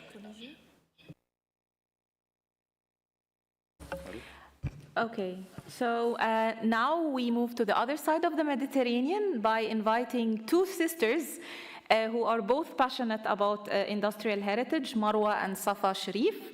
Today, Marwa will be presenting. Marwa is an assistant professor at the Higher Institute of Arts and Crafts of Gafsa and University of Gafsa, and Safa Sharif also recently obtained her PhD from La Sapienza, so she was also with Yara. So Marwa, are you here? Oh, hello Marwa. Morning, yes, I'm here. Yes. Hello, Kefik. So please share your screen. And you have 5 minutes, please. When there is 1 minute left, I will just give you a... So, Nizhan, I will speak in French, it's okay? Oui, ça va. Je peux commencer. Donc, it's okay? You see the screen? Yes, we can see your screen. It's okay. Maybe you can close the views, the thumbnails of the of the screening. Yes.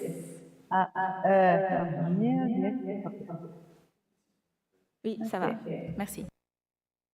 Voilà, donc bonjour tout le monde. Merci de nous avoir accordé cette occasion de présenter le patrimoine minier de la Tunisie. Voilà, donc d'accord. Donc voilà, je me présente, je suis Marwa Chili, docteur en sciences du patrimoine et maître assistante à la faculté, à l'Institut supérieur des arts et métiers de Gafsa en Tunisie. Je suis tunisien.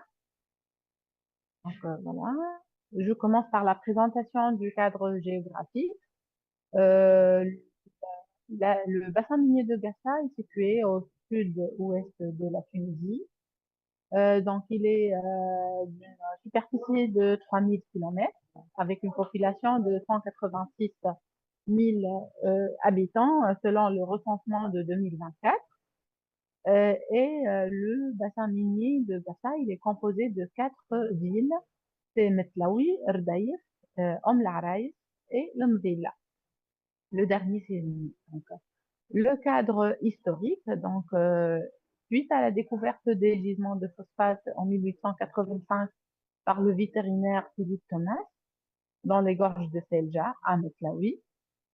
Donc il y a eu le démarrage de l'exploitation des gisements de phosphate.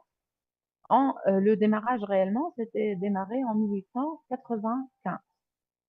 Donc, et bien évidemment, le démarrage de cette exploitation demande des installations minières et des installations urbaines pour le bon déroulement de cette exploitation. Donc là, je vous présente les dates, quelques dates les dates de l'installation des 4 centres miniers. Le premier, celui de Metlaoui, c'était entre 1896 et 1911. Rdaïf, c'était 1906-1914. Le troisième, c'était Omlaraïs, 1902-1918. Et le dernier siège, c'était Lemdilla, 1913 et 1930. Voilà. Donc, parmi les installations des sièges miniers, donc nous avons un héritage urbain composé par des édifices tels que la centrale électrique, l'économa, le siège administratif de la compagnie des phosphates, la poste et des équipements urbains pour encourager la population européenne à se stabiliser, surtout que la CPG avait le problème de l'instabilité de la main-d'œuvre qualifiée et surtout européenne. Donc, tous ces équipements étaient faits pour les encourager à s'installer dans le bassin minier de Gafsa. Donc là, c'est plutôt l'héritage industriel de la compagnie. Donc aussi, il y avait des usines de broyage, des silos de phosphate.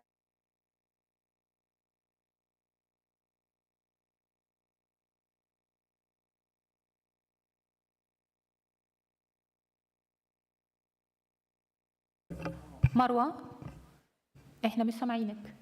Ouvert. Donc cette méthode d'extraction, elle est plutôt menacée et ce savoir-faire risque de ne pas être transférés aux générations d'aujourd'hui et d'avenir, bien sûr. Donc, il y en a aussi les ateliers, les hangars et les fours. Ben, ces installations, je les ai présentées avec des anciennes cartes postales, mais malheureusement, aujourd'hui, ce patrimoine, donc, il est menacé. Donc, ces photos, elles sont prises lors de mon travail de terrain durant les années de thèse, de doctorat. Donc, quand vous voyez, les installations, ils sont complètement dégradées, ils sont tous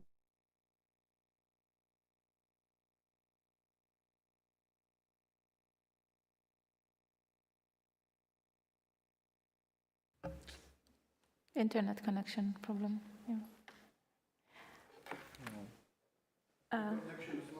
Yeah. Yeah. Marwa, the connection is not stable. Can you hear us?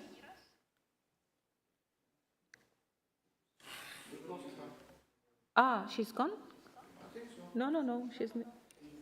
Oh, it's freezing. Yeah, I will text her. Marwa?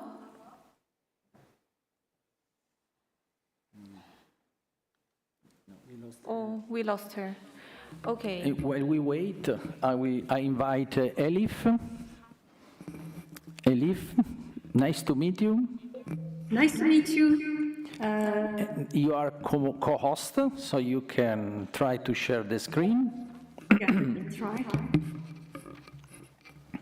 The easier way is to share the whole screen. It's easier. Yeah, let me try. There is an arrow in the... I think we have to do it from here. No. They are co-host. Perfect, it's starting. I see that it's starting. Yes, we see. Thank you very much. You have 5 minutes, because, so sorry, I was long before. Thank you. No, it's okay. Just that as it's our first time, I was planning to just kind of give some introductory information. And dear members and colleagues, and herkese Türkiye'den selamlar. Saluti tutti colleghi da Turchia. It's a pleasure to join you and be a part of this Mediterranean group and this meeting. My name is Elif Mıhçıoğlu and I serve as the contact person for Tiki Turkey. I'm an architect and conservation specialist, currently working as a full-time lecturer at TOB University of Economics and Technology in Ankara, the capital city of Turkey. I'm also a national committee member of ICOMOS Turkey and an expert member of ICOMOS City, International Committee on Historic Cities, Towns and Villages. So let me start.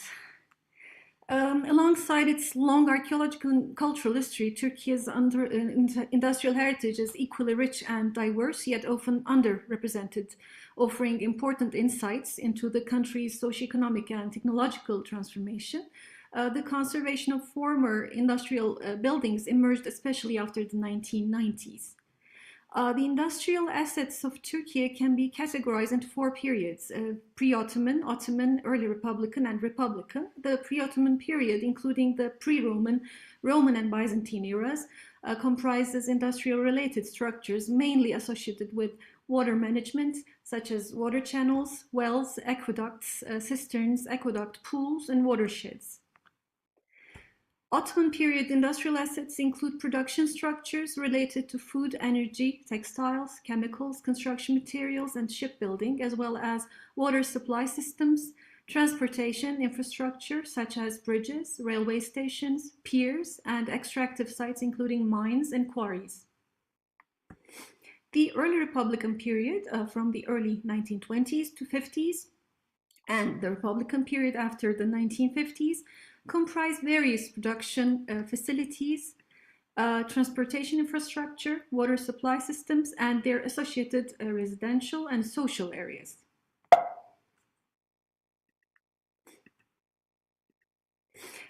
In 2022, the Department of Architecture at TOB ETÜ shortly assumed the role of the coordinating center for Tiki Turkey, founded in Ankara in 2003 by the Education and Culture Foundation of the Union of Chambers and Commodity Exchanges of Turkey, Tobetu maintains strong institutional ties with industrial sector, which constitutes a key motivation for its engagement with industrial heritage.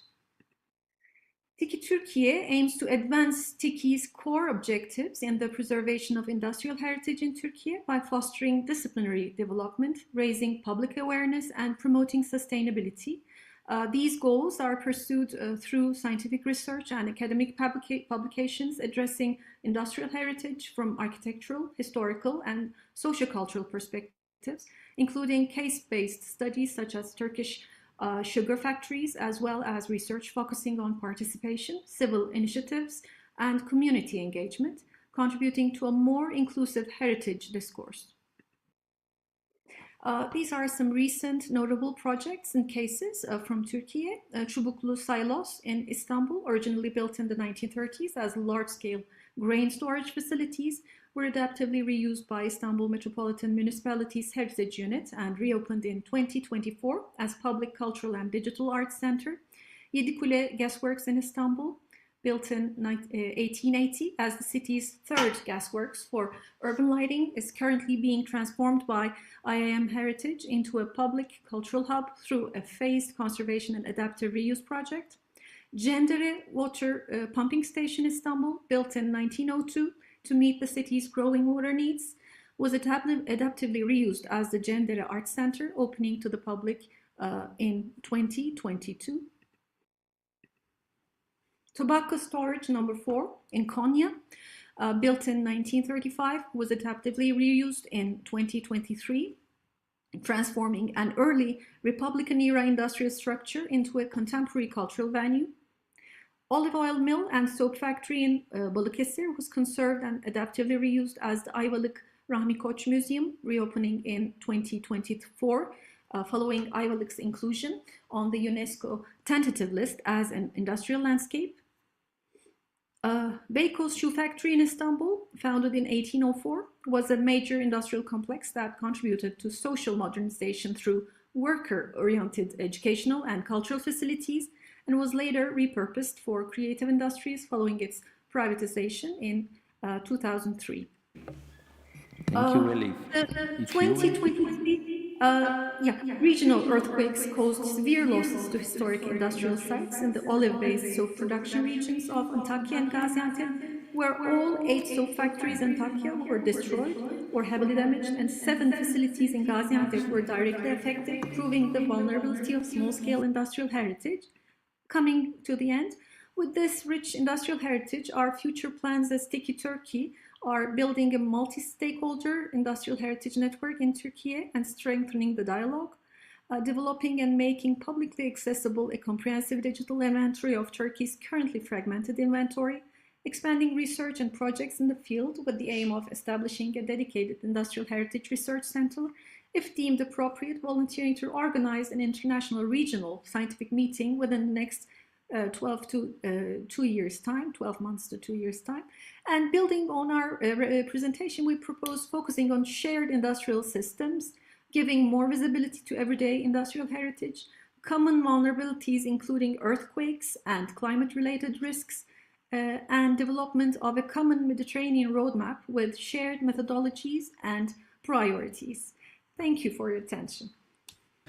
Eli, really thank you very much. While I talk to the floor, our Vice President, Maria Esperanza Roque Nunez, and our Executive Director, Francesco Antoniol, I thank you very much for having you introduced a very interesting topic, at least on my side, because I'm Italian and we live in earthquake, that is the also Chilean natural disaster protection and prevention for this kind of heritage.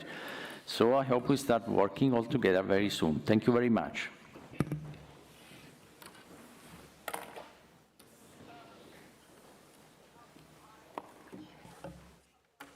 Okay, so you can, okay, perfectly. Now we begin with Maria. Yeah, okay. So thank you very much. Yeah, I'm just going to be very brief because we are also running out of time. I think it's this kind of initiatives very are very important. And more than think about in which kind of research we can really link it, I think it's very important to understand that the human networking is not just to connect. Thank you. I'm super small. Yeah.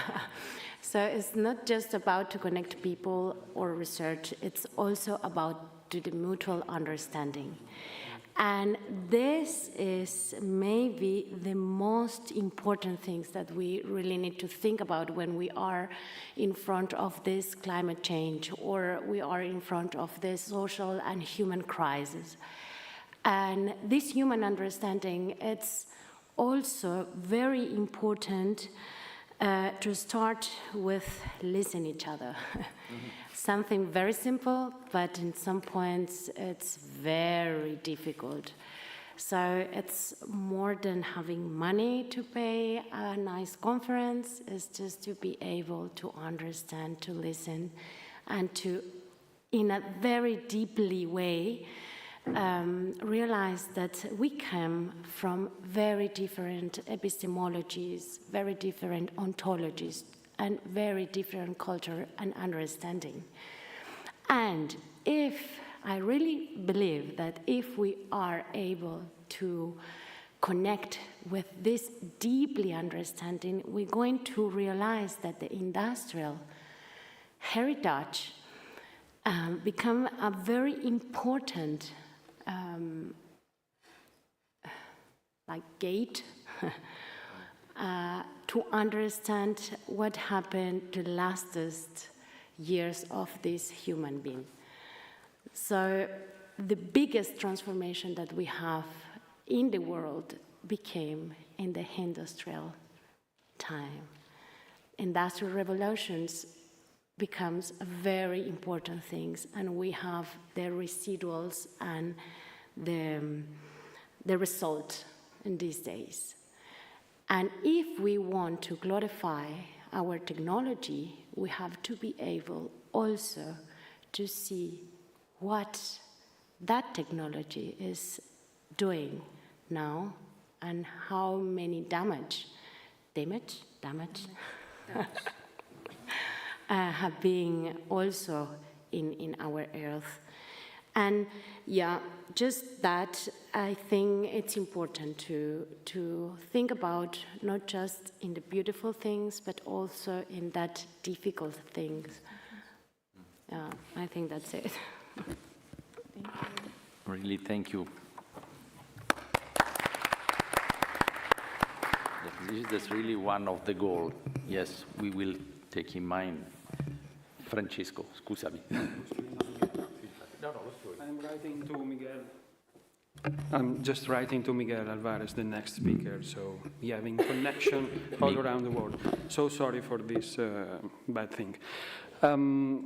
First of all, I really want to thank you, all of you, because you are survived till now, and 3 days of full dance, intense program. So thank you to Eduardo to organize all these adventure, because it's not easy. You see, also for this simple thing, it's not easy to connect all the world in a aula magna of Politecnico of Bari. Just 3 minutes, because I have 3 simple things to say to you. One, like a simple member of TICI, and the other 2 may be more related to my role of executive director. The first is related strictly with my profession. I'm an archivist, so 2 days ago, the first days of this Congress, I say to you that an archive for me is like a landscape. So I live today, all the days of my profession, of my work, in a world of paper. So it's natural to me to have a trip around this world, see connection that naturally are created, are born in this kind of archives, in that kind of world of paper. So I hope it's happened the same things between us, because the natural of this relation, of this feeling that unite together all these 3 days, but I hope it's happened also in the future, and we can work together with this natural feeling that I can find in my archives. So this is my hope, like member of TICI and like member of this panel today. The two other things are more related in daily question, daily stuffs, and TICI is in a gentle way a little bit changing, so we are trying to get more in touch with people and to speak with them. The importance of this meeting, of this happening, it's shown that the number of members of the board present here, Florence, Lucie, Massimo, Speranza, Miran, me. So we want to speak with them, we want to speak with you all to understand what we can do for you and for now and for industrial heritage in general. One of the first topic we are working on is the law. The laws about industrial heritage around the world and around the Mediterranean area, and it can be a topic of work of this group, to understand in what way deeply TICI can act, can do things that with a result in these countries, in the countries around the world, and also the law that regulate the action of cultural association, because it's not the same things in Italy, in England, in Spain, or in France. So we are trying to collect case and collect experience to understand what we can do at our best, our work. And the last things, the third and the last thing, I can ask you to mind on two of the slides of Florence, the two with the two cats. And if you with the cats, it's easy to remember that Florence wrote in her slides. It's important for this new era of TICI to work with project, with a goal, with a group of people who work concentrated and focused in this project. And it's also easy for us of TICI, of the board of TICI, to support you if we know what you want to do, if we know what is the project of you want to propose, if we know better the person who are involved in this kind of project.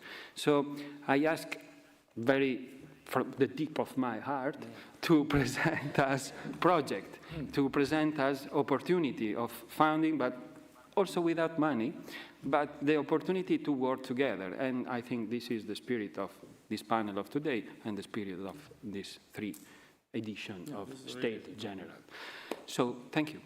Nothing else.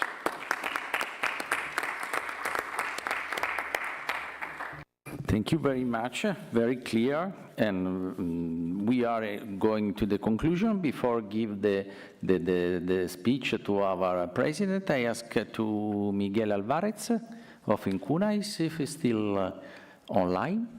Sorry, because we are late, and so maybe you move. 5 minutes ago, there was. I saw that you were online.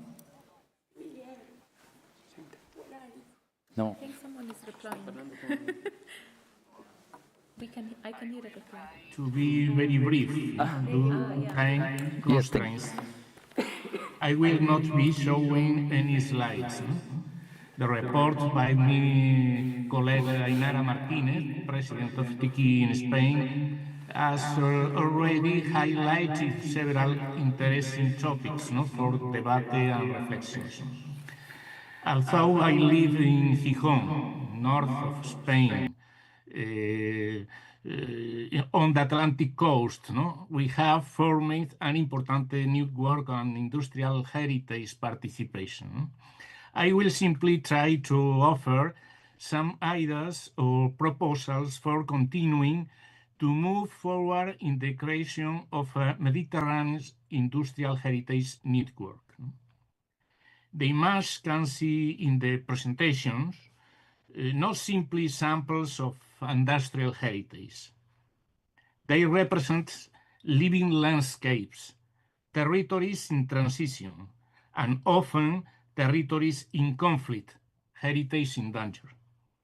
The Mediterranean show in slides, Barcelona, Alcoy, Genoa, Venice, Trieste, Rijeka, Athens, Algiers, Portman in Spain, Alexandria, the Moroccan coast or Turkey, is the result of a shared history of work, industry, trade, technology, and mobility.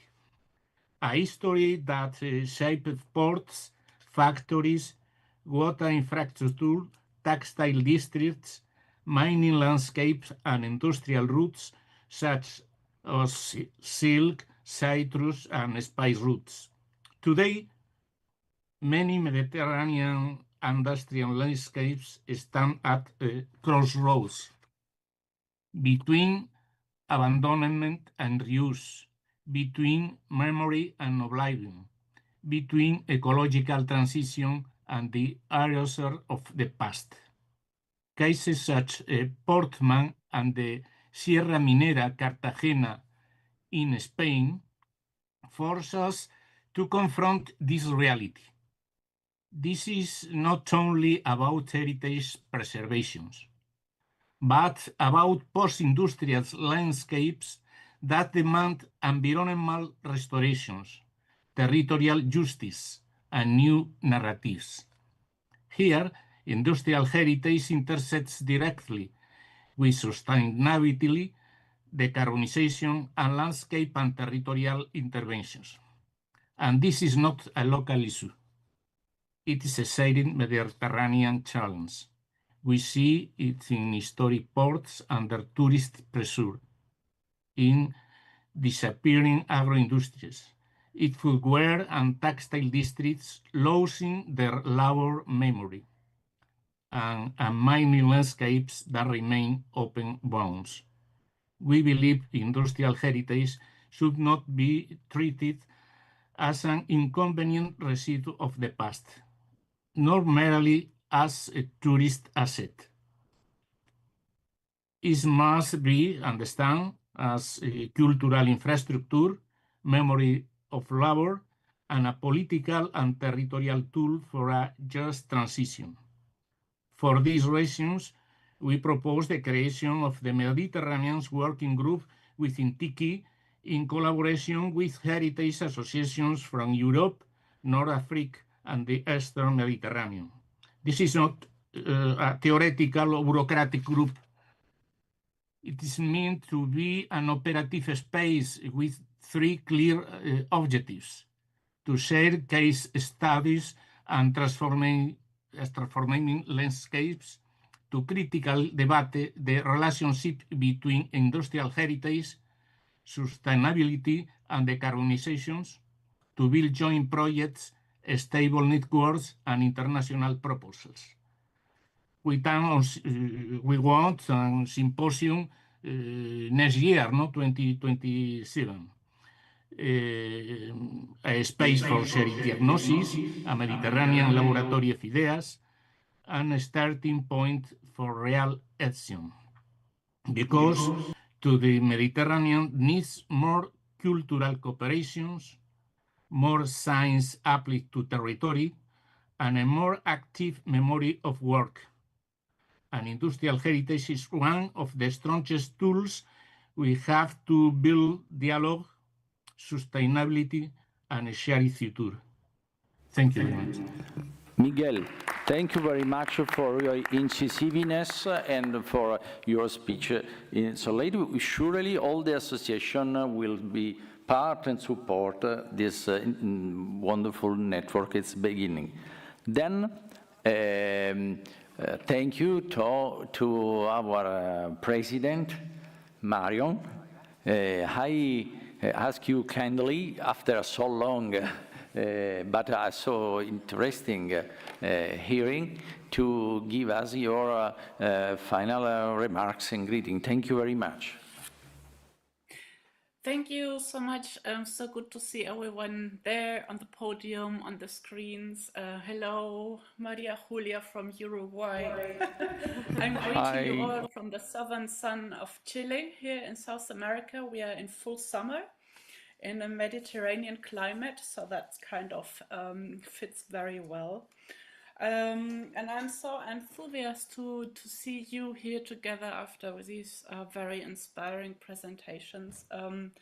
And thank you so much for IPI and especially Eduardo for having coordinated the initiative and the program of today. I still remember that I witnessed some kind of discussions between Mehan and Massimo about the Mediterranean as an interesting topic to be discussed further when we were together in Riyadh in Saudi Arabia in May 2024, which is perhaps where these discussions started. Yeah, actually thinking about many different ways how to see and interpret European impacts on the world history. So it's really nice to see that after we all met in Kiruna last year for the Tiki World Congress, to have this meeting here today. It totally aligns with what the new Tiki and the new term that just started in Kiruna in August last year is up to. Strengthening supranational networking and also networking across continents, for which, of course, the Mediterranean is a fantastic area. So, thus, opening up new paths for industrial heritage, including voices that have long been omitted, taking in until now underrepresented interpretations, working on new narratives to be included, to build global perspectives, and like Esperanza put it and always puts it so beautifully, this is about creating human understanding of intense active listening to each other, because that is really the fundamentals of what we as Tiki consider is our global industrial heritage, which is a very diverse community. I think you have done so brilliantly of putting together a Mediterranean network because, as Massimo put it, it's a unified and heterogeneous area, probably with its own system of values to be discussed further. So it's a very good sample to discuss things that are very inspiring for Tiki to be discussed further. I just want to mention some characteristic as described by Massimo, who talked about industrial developments going on in the Mediterranean region, not as to be understood not as a failed modernization, but to take into account long-lasting domestic production systems. He also mentioned imperialist narratives that have been constructed from what he calls continental Europe. I will come back to that in a minute. Basically, putting our attention to the history of empires that have profoundly marked the history of Europe and its neighboring regions, and of course all the sides of the Mediterranean throughout history. So, yeah, talking more about the history of empires seems to me as a first very important conclusion from this session today. Also, Ana Cardoso from the TBTI program mentioned very important aspects that are genuinely characteristic for the Mediterranean region. Eli from Turkey mentioned natural disasters also to be taken into account, like something specific perhaps for the Mediterranean area. And Miguel, I think, made a very important point on that we should be talking beyond sample sites about territories that many times are or have been in conflict. So when we look at the mission Tiki has, then it is really about unifying efforts, territories, perspectives, and not dividing. And especially that is important in times as ours, as I always say, Well, we are confronted with growing geopolitical tensions everywhere, with new frontiers being erected, and factually people dying in the Mediterranean, which we are here interpreting as a unifying space. But it is also a very strong frontier. So to make a point here as Tiki, unifying people and places that are connected through historic and human ties seems to me a very important thing to do for Tiki. We have the chance as Tiki and as a global community that is concerned by industrial heritage conservation, that we have a joint interest to work on, a joint field and a joint motivation, and that enables us, perhaps more than others, to be talking about things that can bring people together. I would also like to mention that there are more and parallel initiatives in what Massimo calls continental Europe, which is a term that I looked up even in the internet now, and I still don't understand. I need more discussion with Massimo. Because, of course, we have the Mediterranean Sea, we have also the Baltic Sea, we have all the very interesting debates and things going on about post-Soviet Eastern Europe. We have the polar regions that are very important also in today's geopolitical changing context, where a lot of industrial heritage is being done. So we are in fact confronted with the fact that there is not only one single Europe, there are many Europes, and there are many different perspectives on what Europe is.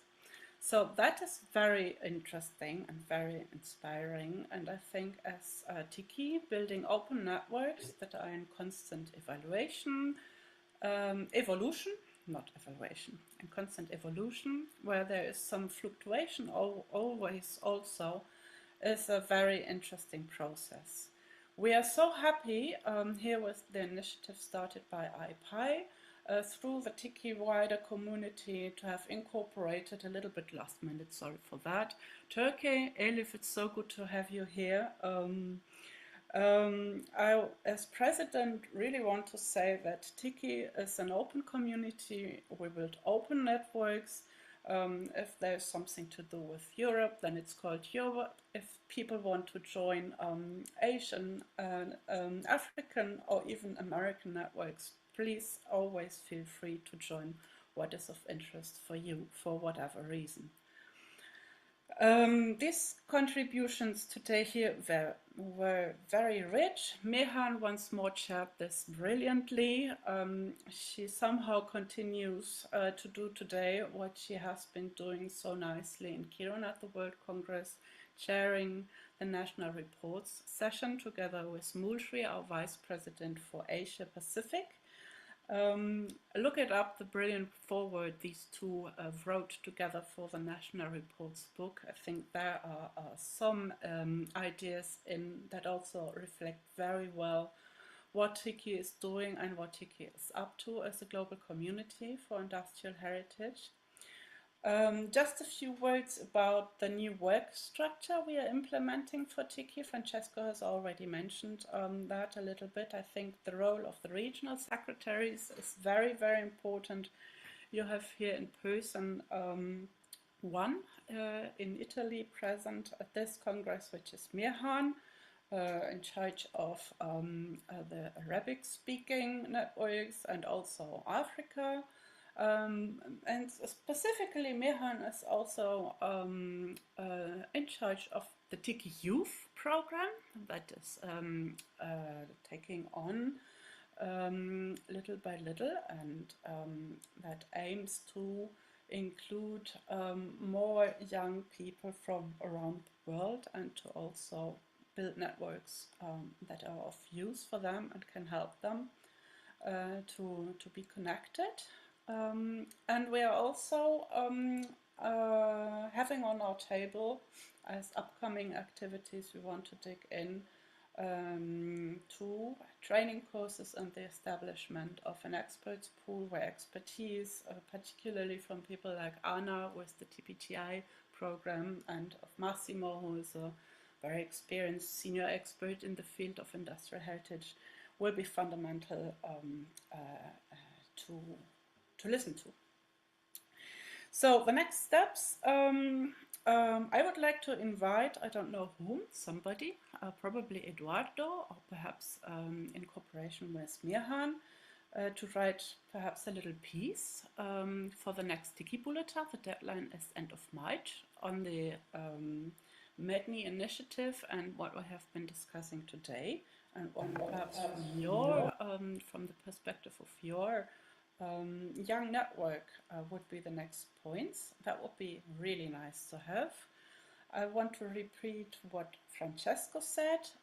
We always are happy to receive proposals on the board, projects you would like to implement in cooperation with the support of Tiki. Just send it to us in a written, structured way. We can help you assess, giving comments of how to work on proposals. We're actually working on several already with different peoples from different regions. That is a very interesting process and very promising. Also, I would like to offer help from the Tiki social media team, brilliantly led by Francesco and Lucia Sanchez from Venezuela, who lives here in Valparaiso also. If you want us to upload the recording of today's MEDNI session, we can also do that on the Tiki YouTube Thank you. channel. And I'm convinced that the many conceptual and methodological and theoretical and epistemological aspects that this session has been so rich today. I have taken a lot of notes, of course. Will have to be included also in the new Tiki Charter. We are taking our time to put together. You will know that this is a process that has started at the General Assembly of Tiki at the World Congress in Montreal in 2002. So now this is an initiative led by the two vice presidents of Tiki, Esperanza Puntille living in Germany and Montreal in India, and of course myself being a German living actually in Chile. So this is something to be mentioned for the time ahead. So that's it. That's the words from your president. Congratulations to all. See you around and enjoy your last 24 hours together in Italy. And I'm a little bit envious, I must say, for so many nice people. You will come very soon. You will come very soon. Yes, very soon. Thank you, Marion. Thank you, Marion. Thank you. Congratulations. Yes, we will bring also your conclusion, your suggestion to the final roundtable this evening. Maybe Esperanza will share. So really thank you, and we will catch all the proposal, also the bulletin, the videos, of course, the practical ones, but the theoretical too. And we thought that could be nice and useful for all the people who interviewed to think, to prepare a brief, a short paper about their presentation. Maybe we can do a special issue of our journal or other tools, and offer to all the community to starting to work to this aspect. Okay. Thank you very much. Bye. Have a nice day. You too.